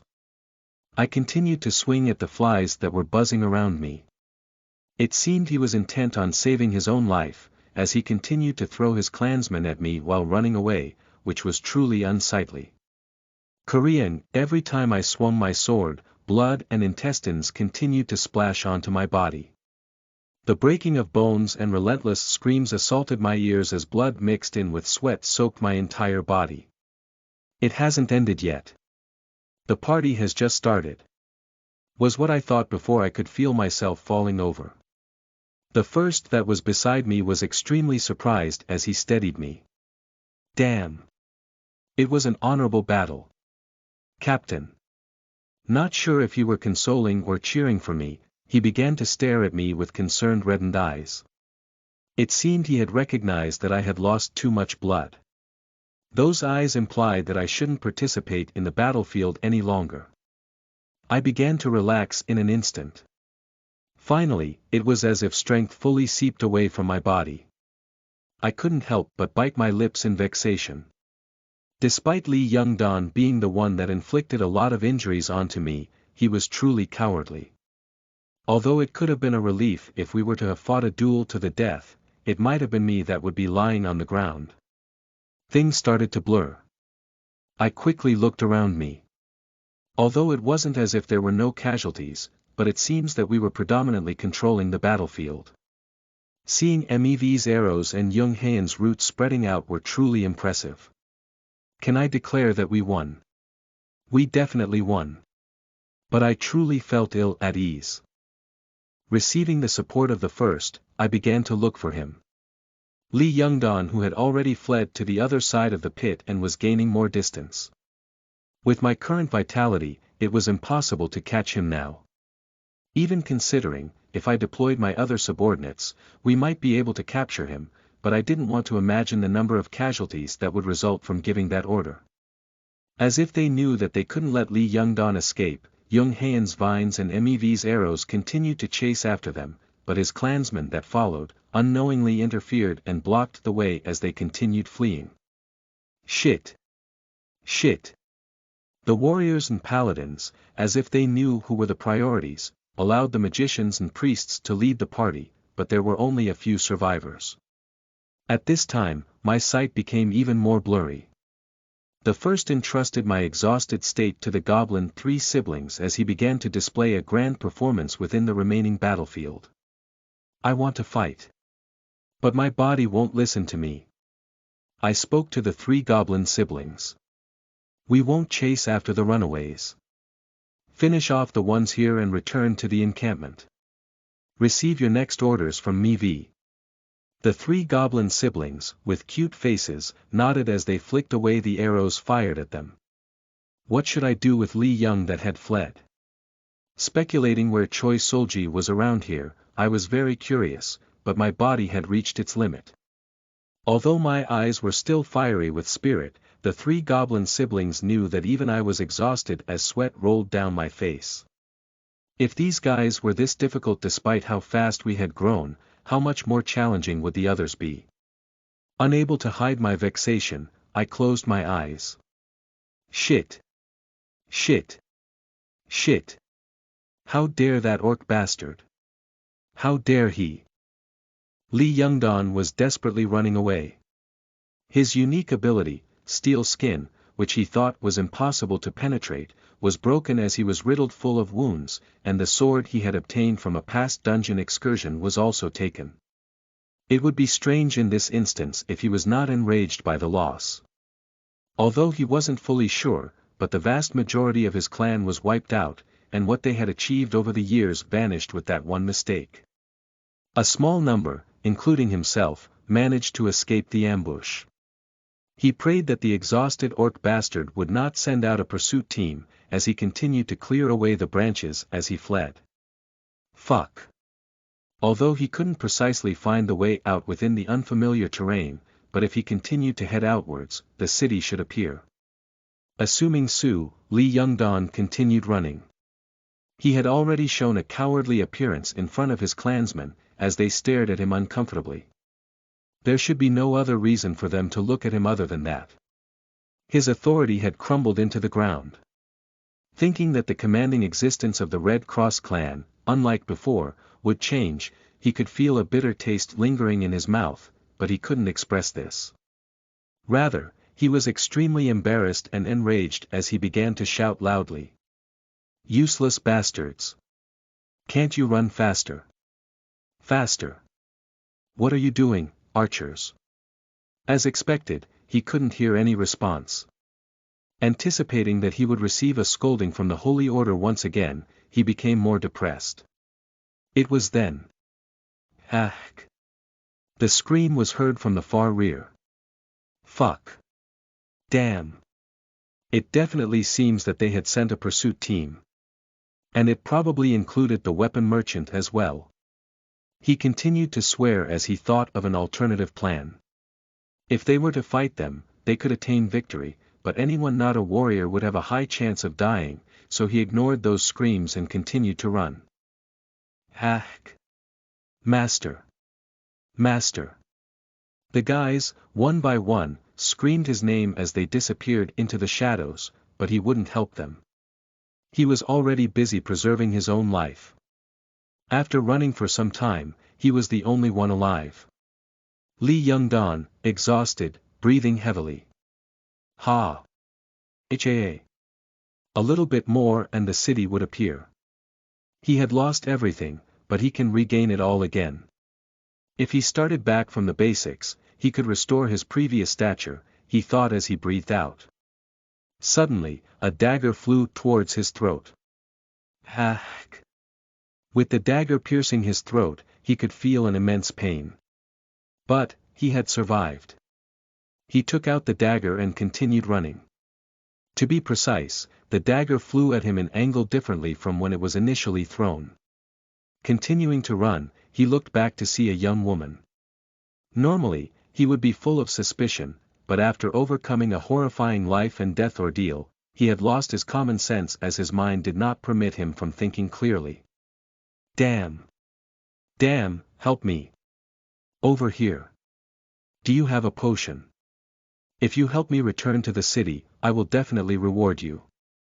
He continued to speak painfully, but the woman did not reply as she approached. Li Yongdan, feeling something was not right, stepped back before hearing a voice. Long time no see. Li Yongdan couldn't help but doubt his eyes. Although her name was flickering in his mind, he couldn't forget her voice and face. When he first saw her, he had determined that he would use whatever means necessary to take her in as his concubine. Choi Solji. Why is the missing Choi Solji here? Why was she currently holding a dagger, and how come she was approaching him? It was hard to understand. To explain it simply, he felt hostility from her. The murderous aura around her stabbed at his skin. This crazy bitch.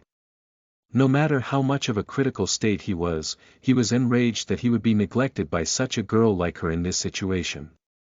Well, it's all good. He needed someone to relieve his stress anyways. After knocking her out unconsciously, he'll take her to the city. Once there, he'll eat her from head to toe. Dirty eyes. What? Choi Solji instantly rushed him, as he realized then, that things were messed up. Foo. Foo. Fuck. Although he tried his best to stop her with his bare body, however, the vanishing Choi Solji soon appeared behind him. He tried his best to activate Steel Skin, but he had expended too much mana, so he was worried about its effectiveness. But it should still be able to block it. Was what he initially thought as he activated his unique ability. But the dagger was heading straight for his eyes. Though he hurriedly raised his arms, the dagger as if it was a snake swerved at his eyes, ripped his eyelid and pierced through his eyeball. He screamed in agony before he knew it. It was as if his eye was on fire. No, he could feel that his eye was completely destroyed. Puhahahahahaha. Seeing him rolling around in pain, Choi Solji was ridiculing him. Before Li Yongdan could move again, the dagger pierced him again. Though he blocked some of it with his steel skin, by aiming for his weak spots, the dagger still continued to plunge into his body. Puhahaha. SP. Spare me. SP. Spare me please. If you spare me, I'll do anything. Please. Though he was rolling on the ground holding one eye, Choi Solji's abrupt response was cold. No. Once more, the dagger flew towards his other eye. Although he stretched her arm out to push her away, he couldn't block the dagger that was bending and curving towards him like a snake. As if he had spent all his mana, his unique ability wasn't activating anymore. Hack. Hack. His sight was completely gone. Ugh hi. He could feel a long weapon as if it was a skewer plunging into his ears. Hack! He may have screamed, but his eardrums were already destroyed as he couldn't hear his own screams properly. Nose, mouth, and even the intestines in the stomach. Pain filled his body as he was about to go crazy from the agonizing intensity, before a potion entered his mouth. Kill me. Please. That was the last and sole thought Li Yongdan thought of. TCH, hey, have you heard the story as well? What story? The rumors that the Red Cross clan from the western city of AIA was completely annihilated. The weapon merchant or something orc killed that Li Yongdan guy brutally, his body had been grinded into mincemeat. Also, towards the jungle side, there's a damned half-ogre that's creating trouble lately. The world is coming to an end. An end. I don't know about those rumors that well. Although, I just know that it has been noisy lately, but it seems that the appearances of named monsters have been rising frequently. The coachman that was conducting a business service providing some uncomfortable trips from city to city, nodded his head as they began to look around inside the carriage. This carriage only moved from city to city on a secure road, but with the recent troubles of monsters, there wasn't too much work. But it was a customer that had returned after a long while. Although there were quite a lot of people, there weren't that many as beautiful as the two women within. One looked like a thief that utilized a dagger, while the other one held a long spear. Especially the one holding the spear, seeing that there were others escorting her, it seems that she was an extremely important individual. As if she had created a small clan. To be able to move in this period of turmoil, it seems that her abilities were better than average, so he wasn't too worried. But the coachman soon stopped worrying completely. You only have to focus on your work. Since he had received gold coins in advance, after completing this journey, he thought that he should rest for a bit until the monsters quiet down, as he closed his mouth and started to move. At that time, voices could be heard inside the carriage. Although he didn't purposely try to listen, he couldn't help but satiate his curiosity as he bent his head back, pointing his ears towards them. Soon, he could hear a beautiful, sweet voice. Indeed, he turned his head to look. Where did you come from? West. Not AIA. A small city that's a bit away from there. How about you? Haha. I'm from that vicinity. How coincidental. This can be fate, so should we exchange names? I am called Choi Solji. It seems that the Choi Solji was quite affable. Although the ones that were guarding her suddenly moved in front as precaution, the one holding the spear muttered. It's alright, causing the others to release their cautionary stances. She's definitely above average. The coachman thought like that as he continued to drive the wagon. It's Han Sohai. Aha! What a pretty name. Perhaps. Where are you going? The coachman, who had been asked in advance the destination, already knew where Han Sohai was going.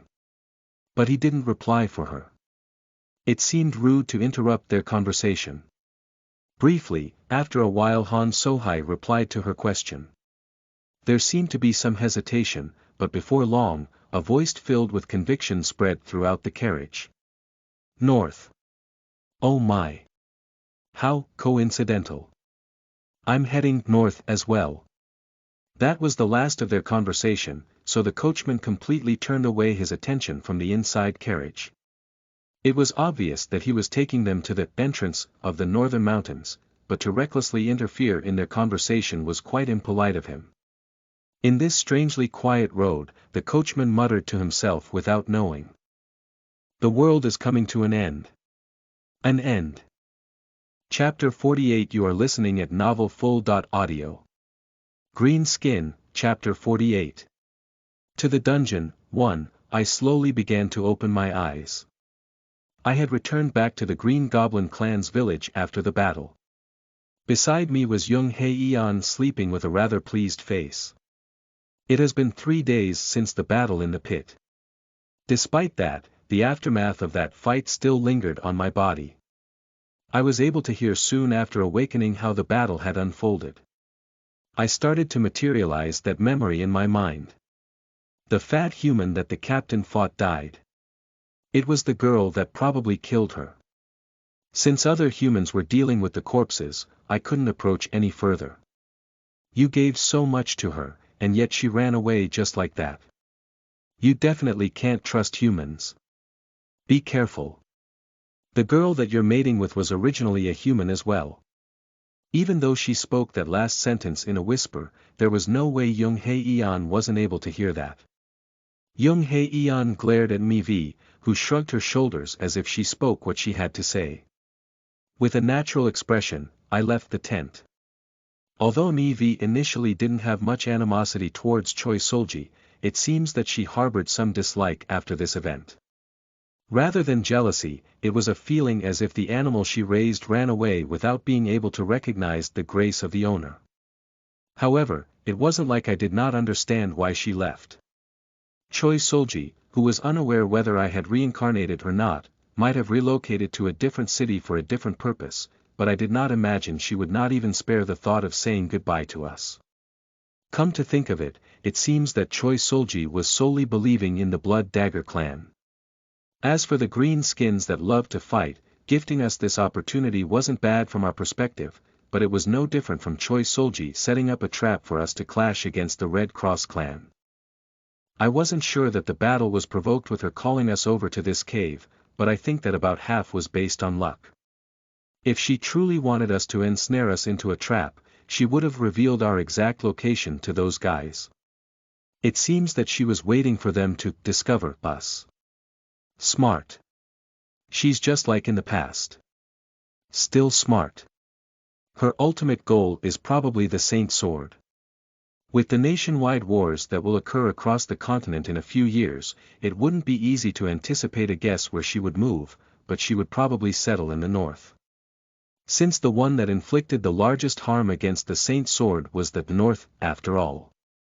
I stopped worrying about Choi Solji. Of course it wasn't like I wouldn't think of her at times, but I could meet her anytime as long as I put my mind into it. Since both our objective was perfectly matched. She must grow more among the humans, while I must become stronger amongst the monsters. Choi Solji may be important, but I was also desperate. I must be stronger. For Choi Solji, myself, and to help all of my clan members, I need to become much stronger. I haven't lost to Lee Young-dan. It would be proper to say that I had won, but despite that, the fact that he had escaped in the midst of the battle will never disappear. He nearly killed everyone including me. If I had failed to awaken my unique ability, Lee Young-dan may not have fled and won the battle. I still lack power. With these useless thoughts roaming around my mind, my body began to heat up again. Rising up from the bed and slightly pushing the sleeping Young Hae-yeon to the side, she suddenly began to rub her eyes. While waking up, I had unintentionally woken her up. You're awake. Sleep a bit more. No, it's fine. After confirming that Choi Solji had completely departed from this place, she was extremely bright. As if she was truly a thorn in her eyes. Even if she were to know that Choi Solji had reincarnated, I wouldn't attempt to block Young Hae-yeon since the relationship between Solji and I was rather simple, but also because after this battle, I knew just how indispensable Young Hae-yeon was to our clan. She depended and relied on me. Seeing the growth potential in her, I have to take care of her. She is definitely a person of importance for my goals, and with her current magic ability, her power is extremely valuable. I laid Young Hae-yeon back down into bed again, as it would be more bothersome for her to be awakened right now. Carrying my large greatsword to large to be called a sword, also the weapon-breaking longsword, as well as the weapon that Lee Young-dan used, I headed outside. With my body heating up, I thought it wouldn't be bad to swing the sword for a bit. After heading outside, I moved to a quiet location. I withdrew the weapon and began to confirm it. Mana wide-bladed longsword, it is a mana longsword that naturally injects mana. It is a supply weapon provided to ancient warriors, but it boasts excellent capabilities unlike regular supply weapons. Mana +1, nice. My astonished voice escaped me before I even knew it. Weapons with added stats was uncommon. I was finally able to understand how Li Yongdan was able to sustain his unique ability for so long now. With a weapon like this that infused +1 mana, the effectiveness of this weapon was significant. It was a perfect item for a large, strength warrior. He probably worked his ass off gathering points in order to buy this. I began to swing this sword around. It was lighter than a great sword and felt very comfortable. Above all, the weight was balanced between a regular long sword and a great sword. It seems that this sword specialized in providing a greater blow considering its shorter reach. With how easy it was to inject mana into it, it was certain that a greater blow could be struck with it. If the great sword was used to oppress the opponent's long distance, then this one would be responsible for middle distance range. And the last thing I could not overlook was precisely the unique ability. Weapon switch, switches the weapon you currently have. Using the switched weapon increases critical rate for a set period of time. At first glance, it didn't look bad, however it was as if something was sorely lacking. Whether it was changing shiny objects into a flashbang or if it was completely ignoring the defense of the opposition. Or if not that, the ability to continuously wield divine power like the Saint Sword, the fact that it wasn't as grand as these unique abilities was extremely disheartening. Among the countless unique abilities, if this were to be evaluated, it would be precisely medium, or even lower, in grade. However, this critical rate was extremely useful. I still couldn't forget the attacks that penetrated his unique ability at that time. Reminiscing back to this scene, I felt power re-energizing my body. It wasn't an exaggeration to say that I swung my sword just to feel that critical hit. Anyhow, let's use it. For unique abilities, you can evolve it or gather points and purchase one from the item shop. It wouldn't be an exaggeration to say that by obtaining an irregular unique ability, it can hinder your growth. So I nodded my head and began to swing my sword as the morning sun gradually rose high. As soon as morning arrived, Green Goblin came to find me. He always came to check to see how my progress was in training. Blood Dagger. Green Goblin. Girick. I have already heard that you have attained victory in an honorable battle. Even our hobgoblins expected for you to lose, but you are indeed impressive. Blood Dagger. Girick. Girick. It was just a fluke. It was just as I said. I was extremely lucky. A battle that could only be explained with that term. Luck is also a skill. Blood Dagger. It hasn't even been 3 years, and you have immediately obtained an ability.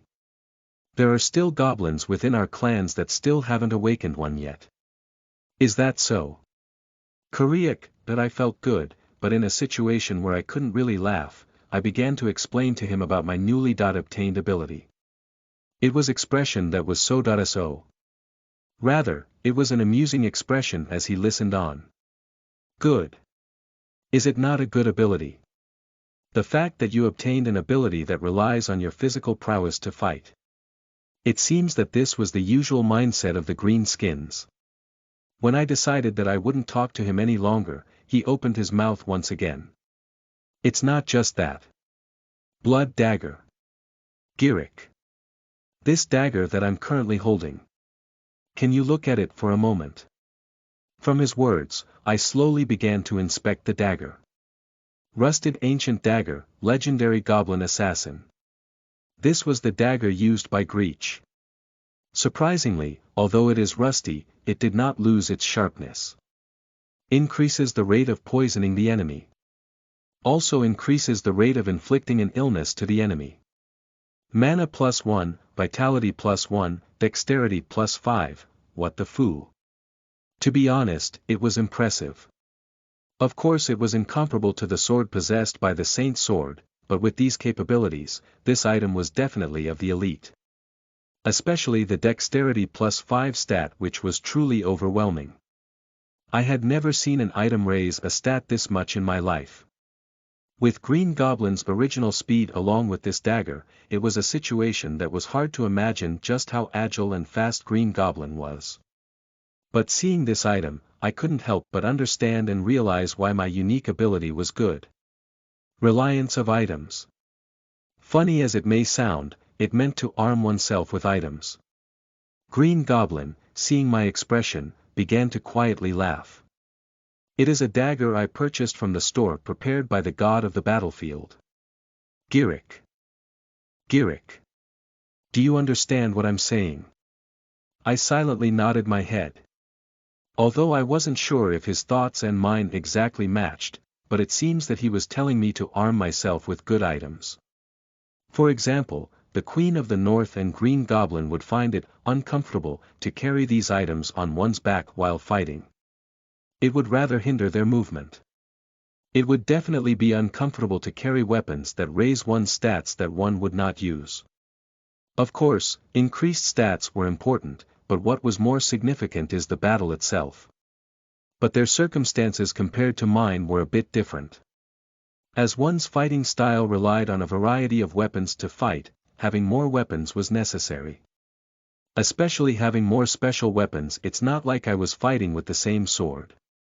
I wasn't swinging the sword with the same style as well. But with this unique ability, the fact that I could control the distance against my opponents was extremely advantageous, making this a very good unique ability. Great swords, long swords, daggers, and other weapons that will be added in the future. Every one of those items will be unique in their own way. And like this dagger, which could inflict poison and illnesses, by gathering these kind of items, I could add more confusion. Using these weapons with added stats as much as possible. Funny enough, the nickname, Weapon Merchant, that the humans came up with matched perfectly with my fighting style, as well as my growth method. Chapter 49. You are listening at NovelFull.audio. To the dungeon, too, I smiled towards Green Goblin. Normally, I wanted to rely on myself, but as much as there is room to grow, I thought it was fine to rely on my unique ability as well. It was then. You have a new quest. Quest, collect weapons. Named monster, one called Weapon Merchant by the humans. Now, you can really become a weapon collector. Find a weapon that will accompany you on your first step. 0 to 1, reward. Hidden quest. It seems these are how these quests are given. For the system to directly open a road for us to become stronger, was quite alarming. Come to think of it, the reason why this hidden quest was given was definitely to embrace my own identity. It was then that I was able to realize how this world revolved. Though it wasn't an answer that resolved all of my goals, even during the tutorial, the system definitely responded back to me regarding conquering the North at that time. It happened again. I couldn't help but think that maybe Choi Solji had heard of this voice as well. It seems that there was a high chance that the system helps us to be resolute of which goals or objectives to pursue through quests. But it is not without problems. The problem was that there were too little hints. To be honest, the weapons that I possessed were decent. Quite frankly, they are much better than the weapon that I had previously used.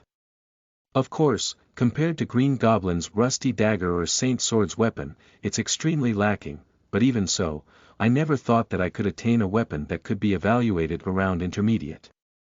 Precisely, it's impossible. I pondered for a minute. I could feel Green Goblin staring at me curiously. It seems that you're in deep thought. Are you not going to train with me today? No. I request of you for today as well. As such, though the training started, I could not properly focus. I thought I had reached the level of Green Goblin in terms of dagger techniques, but despite that, the result was a complete defeat. Even today, I couldn't block a single attack of his. But, I wasn't feeling too disappointed. TCH, it seems that your mind is somewhere else. That's it for today. Kariyiwiak. Even after the training, I was in constant thought. If even Li Youngdan's mana wide-bladed longsword didn't meet the condition, then it means that I had to acquire a weapon at least of advanced quality, if not the best I had thought. There were two answers. But it definitely wasn't easy. The first option was the dungeon. The other choice was purchasing from the item shop. Of course, you have to enter an advanced dungeon to get advanced items. It was the same for points. It hasn't been long since I purchased the weapon-breaking longsword. An advanced item usually goes over 10,000 points, which I could not afford at the moment. But what I could act on immediately was to go to an advanced dungeon as expected. Nevertheless, it was impossible to clear. With our current forces, there was no mistake that it was impossible to clear. The biggest reason was that we had no priest. Fuck. I knew roughly by the rumors. In which dungeon at which location parties and clans had struck the lottery. Although I didn't exactly know the exact period of time, I knew roughly. But, the problem was if I can even go there. If I were to ask Green Goblin for aid, things would become easier, but he definitely wouldn't bother with such a personal matter. I began to slowly organize my thoughts. It has been roughly half a year since I had entered the continent. There was a case where an intermediate, advanced party had discovered an advanced dungeon near the vicinity of the western city and had struck the jackpot. They were so fortunate that the rumors had reached to even those of AIA. But, it was because of that they were capable and able to enter the dungeon. There was a clear difference between them and us that couldn't enter despite knowing. Grunt. After entering the camp, I continued to grab onto my head. MEV began to approach me with a worried expression. Captain. Do you have any worries? Well. It's because I wanted to obtain some decent equipment. You're saying that you still greed for more despite possessing 3 good swords. As if she was amused. No, rather she was nodding her head arduously full of hope. It seems that she was having some strange imaginations, but the current problem at hand was too large to cope with by myself. Why don't you look around there? Who knows? What Captain is looking for might be surprisingly close. I began to turn my head towards the place MEV pointed to. What came into my sight was a pile of weapons. They were all the weapons that were obtained from the ones gathered by Choi Solji and the recent battle against the Red Cross clan. With a sorrowful expression towards MEV, I had to admit that I had already checked all of them. Just in case there might be a particular weapon, but there were none that was of the quality of Li Youngdan's. This hammer is better than my hammer. Girick. From now on, this is my shield. Girick. But, it's too heavy. The sword our handsome captain has, looks the best. Girick. I want to have it too. The sight of the 3 goblin siblings replacing their weapons in enthusiasm couldn't help but bring a smile to my face. Especially the goblin warrior that used swords. If I were to obtain a good weapon, I had thought that I should hand one over to her. Suddenly, seeing them search around the weapon storage. It was just a moment, but an idea began to emerge in my mind. PK, note. Player, killing, the weapon I currently possessed was indeed the sword that I took from Li Youngdan. All the weapons that the clan were playing around with were stolen weapons. Of course there was no way to steal away a dungeon clear or achievement. The greatest problem lay whether if we could handle the advanced adventurers, but a dungeon clear wasn't so easy. Of course if advanced summoned were to enter the dungeons meant for beginners, clearing would be easy. But an advanced party trying to clear an advanced dungeon meant that they were prepared to throw their lives down. Even if you found a dungeon, it was a problem. You couldn't enter it immediately. After preliminary research, some summoned, without even letting the governing guild know, would enter the dungeon. They were worried that this achievement might be taken by a large guild. In other words, the source of the dungeon are only known to those that discovered the dungeon including me. So the best condition would be to PK them. The most ideal scenario is to slaughter them all when they are fighting the boss of the dungeon. Is it possible? Was the inevitable conclusion I came to. Why that is so, is simply because the dungeon that I am thinking of now, Ancient Warrior's Grave, is one where 20 adventurers that lived in a small city to the west entered, but only 5 had returned back alive.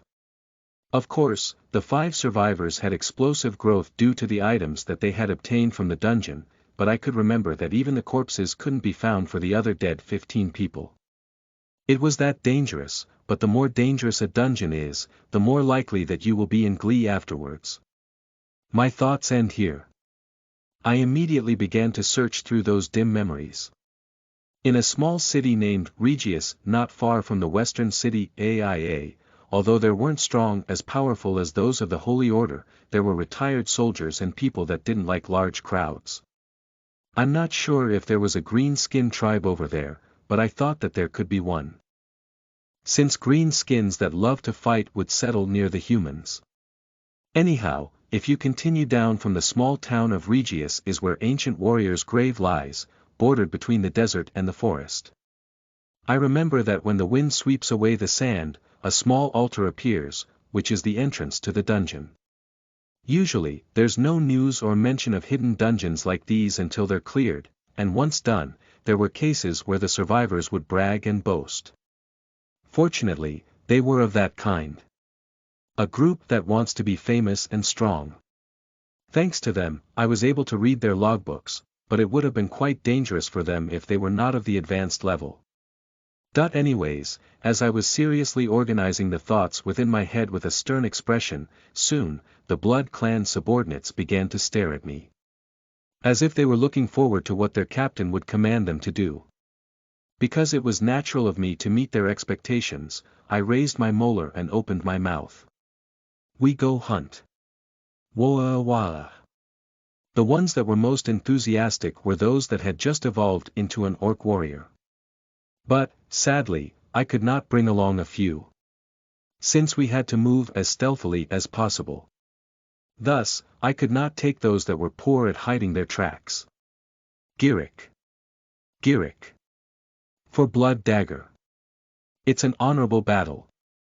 The situation had become already uncontrollable. It would be extremely difficult to announce that I could not take along a few, but considering that they would be more elated with me opening my mouth, I confidently spoke. But, a few will stand by here. This is a hunt that requires stealth. Do not assume that strong warriors are useless, so do not be disappointed. Wowuia.ug. These guys were noticeably depressed. I decided that I must take them on the next expedition, and so I started to light my eyes slowly. Since they were one with my voice, and one with my eyes, I too felt disheartened. First. MEV. Nice. Nice. I definitely needed MEV. Our top archer in the clan. She can trace footsteps very well, and with her particular, quiet step skill that could float if she infused a lot of mana, she was essential. Not only that, just in the clan, she was within the top 5 in terms of strength, so I would definitely take her. The problem was the first, as well as the second of the loyal 5 siblings and Yoonghyeon. In the case of Yoonghyeon, it was right to bring her along for battle. But, other than her magic, she was clumsy with everything else. But, the bigger problem lay with the first and second. It was definitely an advantage to take them both. Their power was certain, and for them that once aimed to be assassins, they clearly had talent in stealth. However, one of them needed to stay behind to maintain order among the rest left behind. I quietly began to look on at the first and second. Their eyes began to grow in tension. Whoa! I want to go. I want to fight with Blood Dagger. The first to make a sudden movement was the second. As if saying that he will go. He suddenly began to display his stealthy step skill in front of me. Even the orcs around him began to display the same technique as well as they followed behind him. It looked a bit cute. For orcs with frames as large as them to move like that was definitely funny, but from their serious expressions, this wasn't the time to laugh. As if he wasn't amused with his younger sibling at all, the first rose from his spot and displayed the same behavior. Whoa! I want to go too. I will protect Blood Dagger by his side. Koreak, he shouted. Suddenly, he completely disappeared from my sight. The others began to go into an uproar witnessing this. Girik. Girik. He disappeared. He disappeared. Although others were curious as to what had happened, I recognized what was going on. Unique ability. I'm not exactly sure what ability it was, but it looked so nice that I could not help but swallow back my envy as I stared on where the first had disappeared from. TL afterward. Aha, it seems that your class indeed really doesn't determine your unique ability. Sounds like a nice unique ability from a glance. PR afterward. Psi 101. The journey of 1,000 miles begins with one step. Lao Tzu. Chapter 50. Black Spear, 1, you are listening at novelfull.audio. Chapter 50. Black Spear, 1, you lack proficiency in the bow. If others see how you throw though, probably anyone would want to hold a javelin as well. Black Spear, I could definitely feel that he was there just from the indication. But if he were to continue evolving his unique ability or use his other techniques to refine it, he will definitely become strong. A while later, I saw him appearing baffled at what just happened. It seems that it consumes a lot of mana as he looked a bit exhausted. Whoa! Alarming. Extremely alarming. I was lucky to awaken my unique ability, but this was really lucky. And I can compensate for that statement with my 10 years of experience. From what Green Goblin had said, it usually takes about 3 years before one can awaken a unique ability. Just from wanting to follow me, he had overcome his boundaries and did something that's hard to figure out and explain. In fact, I thought that after me, it would be either MEV or Young Hei Eon that would awaken a unique ability next. Of course the loyal 5 siblings were strong. But compared to those two, they were a bit below in power in my honest estimation. But, that estimation had been completely reversed. It was a welcoming event that my subordinate had become strong, but with his usual talent and for him to awaken an ability like that, I started feel a sense of crisis. Anyhow, grasping the situation was a priority so I spoke. The god of the battlefield has given you an ability. What ability is it? Koreak. I'm not too sure, Captain. Seeing me pay great interest to the first, cold sweat began to flow down the face of the second. Although it wasn't confirmed, it seemed that the sense of victory and defeat had slanted to one side. Try to think about it in your head. Karuk. From my words, he worked hard to bring the information up, and soon I was able to confirm his ability description. Wind Walk, you can hide your body for a while. Movement speed does not change. The ability is immediately deactivated once you wield the sword. Nice. It was extremely nice. The fact that movement speed was not affected was notable. Although it was unfortunate that the ability would be immediately deactivated once you swing the sword, but he had already obtained an ability that shouldn't be possible to gain as a warrior. Koreak. He stared at me full of expectation. To be honest, I wanted to take the second with me and leave the first, but with how this situation transpired, the first was someone that could not be left out in PK. In the end, I looked on at everyone and announced. In this hunt, Gark will go with me. Whoa! As soon as he heard my voice, Gark pounded his chest and cheered. On the contrary, Hark had a gloomy expression. His face looked so gloomy and disappointed that I approached him, grabbing him on the shoulder and opened my mouth. The remaining warriors, I entrust them to you. I believe in you. Hark. Since they were simple guys, this should be enough to make them happy. As expected, Hark replied with a large voice. Blood Dagger believes in me. I want to go with you. But I will reward Blood Dagger's faith. For Blood Dagger. For Blood Dagger. In the end, with hot tears running down their faces, they gave their farewell partings, and the selection announcement was roughly completed. I had decided to take Young Hei Eon with me in the end. I thought that if she stuck as close to me as possible, there shouldn't be any problems.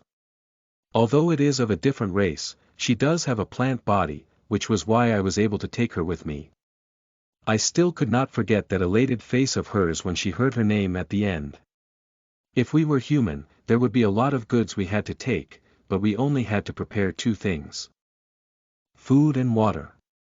Compared to humans that had to prepare for several days in advance for an expedition, green skins were very comfortable. After informing Green Goblin that I was to go for a long hunting trip, seeing him nod, we were able to depart immediately. For Blood Dagger. The voice of Hark resonating in the distant village caused it to be a very heartbreaking night. The distance wasn't far, but it wasn't short either. I had heard from Green Goblin that there was an independent green skin village nearby, so I had decided to present my greetings. It was because we needed a place to hide our presence, while waiting for the human group to enter Ancient Warrior's grave. The portion of the tribe that settled beside the small city Legius has a chief called Black Spear, of the Black Spear clan.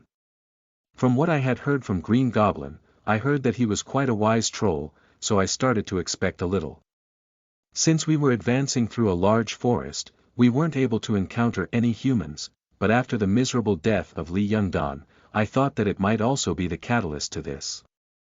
It's highly likely that AIA was busy supervising the adventurers until the situation settled down. I also have received such supervision in my past life, so I had a rough idea of what was going on in the city. After thinking of such useless things, eventually, over 3 days, we began to see the village of Black Spear clan. As if they had already known that we were visiting, I could see Black Spear coming out in person.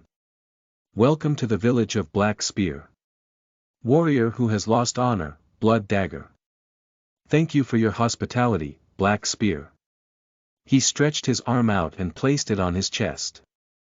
I, too, repeated the same gesture in greetings. Power, wisdom, and honor. Power, wisdom, and honor. Green skins that had passed the test of the Grand Patriarchs would greet like this. I slowly began to inspect the troll called Black Spear. Inside a large, quiver-like basket was full of many things, including a black spear. It seemed to be made for throwing, and not for fighting. His body was not full of muscle, as if he was a bit slim, but he looked as sharp as ever as his somewhat black skin showed that he wasn't some ordinary troll. What was most notable were those wise-looking eyes of his. He was a bit different from the mischievous Green Goblin. I have heard a lot about you. I had heard that the green skins that had stepped into the land of glory this time were all special. The large warlike warrior named Goff, and the warrior that lost his honor called Blood Dagger. You two were the center of the topics. Koreak. I am undeserving of such praise. But Black Spear. I don't remember seeing you in the land of glory. It has not been long since I had settled this village within this land, so I could not go. It is not certain, but it seems that his clan was exempt from our selection, considering it hasn't been long since they had become an independent clan. No wonder tribes that stood independent were relatively lacking in specifications. Assuming that it was a process to make the new entrants in the land of glory grow more securely, I began to automatically nod. In fact, I was hoping to raise green skins after being independent as well, but it is a bit unfortunate. As such, Black Spear and I shared a conversation as we entered the village. What stood out most were the pile of skeletons piled up at the entrance. As if they were flaunting that this was the domain of the Black Spear clan. Whether beast or human, there were countless skulls surrounding flags. It wasn't like I hadn't seen this from the Green Goblin clan, but this clan was quite frank. But, it's something that does not concern me. Continuing on, what caught my attention were the captured human beings locked naked in wooden prisons. Koreak, humans. It is food. It seems that the Black Spear clan hunt their humans and bring them back to the village alive. Not sure if it's fortunate or unfortunate for the locked humans, but there doesn't seem to be a special taste for this clan. Seeing quite a lot of humans, I was able to understand why Green Goblin referred to Black Spear as a wise troll. From a human's perspective, this was definitely an appalling view, but for green skins, it was not necessarily so. This was not necessary in the case of Western City where there were many human beings and beasts, but such was not the case in a relatively small-sized city. If you were not lucky, it would be difficult to encounter humans. Curious of his intention, I couldn't help but ask. You are collecting them? Karuk. That is so. Blood Dagger. Our Black Spear clan had experienced harsh hunger in the warriors' exam. A lot of our warriors and subordinates had fallen while traversing through the wilderness to the desert as we barely arrived at the land of glory. Of course battle is important, Blood Dagger. However, I had learned something equally important from the Grand Patriarch. That's why I had to nod in consent when I heard your story. Most green skins are not so wise. You can be a great chief. He was inspiring me, but in fact, he was also great. There were definitely green skins that couldn't realize this simple fact. Moreover, although the targets were humans, he was basically rearing humans, something that normal green skins would never think of. Although he had moved me, this Black Spear could indeed become a great chief. I nodded back. Black Spear, you are already quite an impressive chief. You are one that realized the flaws within you, and is a chief that moves with his subordinates accordingly. It is I that have a lot to learn from you. Thank you. He was rather shy from my words. From our first meeting, I could begin to feel that we could become very close. Anyhow, I once again began to look towards the humans. Despite seeing the shaking humans as if they might become the sacrifices for the newly entered green skins, I could not feel any sort of emotion as I stared at them, confirming that I had indeed changed.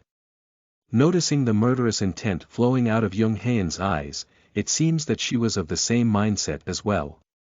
Black Spear once again spoke thinking that I was staring at the humans from hunger, but I shook my head. Do you need food? Blood Dagger. I appreciate your goodwill, but I will decline Black Spear. I could not be a nuisance to you, when I am already very thankful of being allowed to stay here. I will give you a few clan members anytime you want. Then, I will show you where you will stay and rest. Thank you, Black Spear.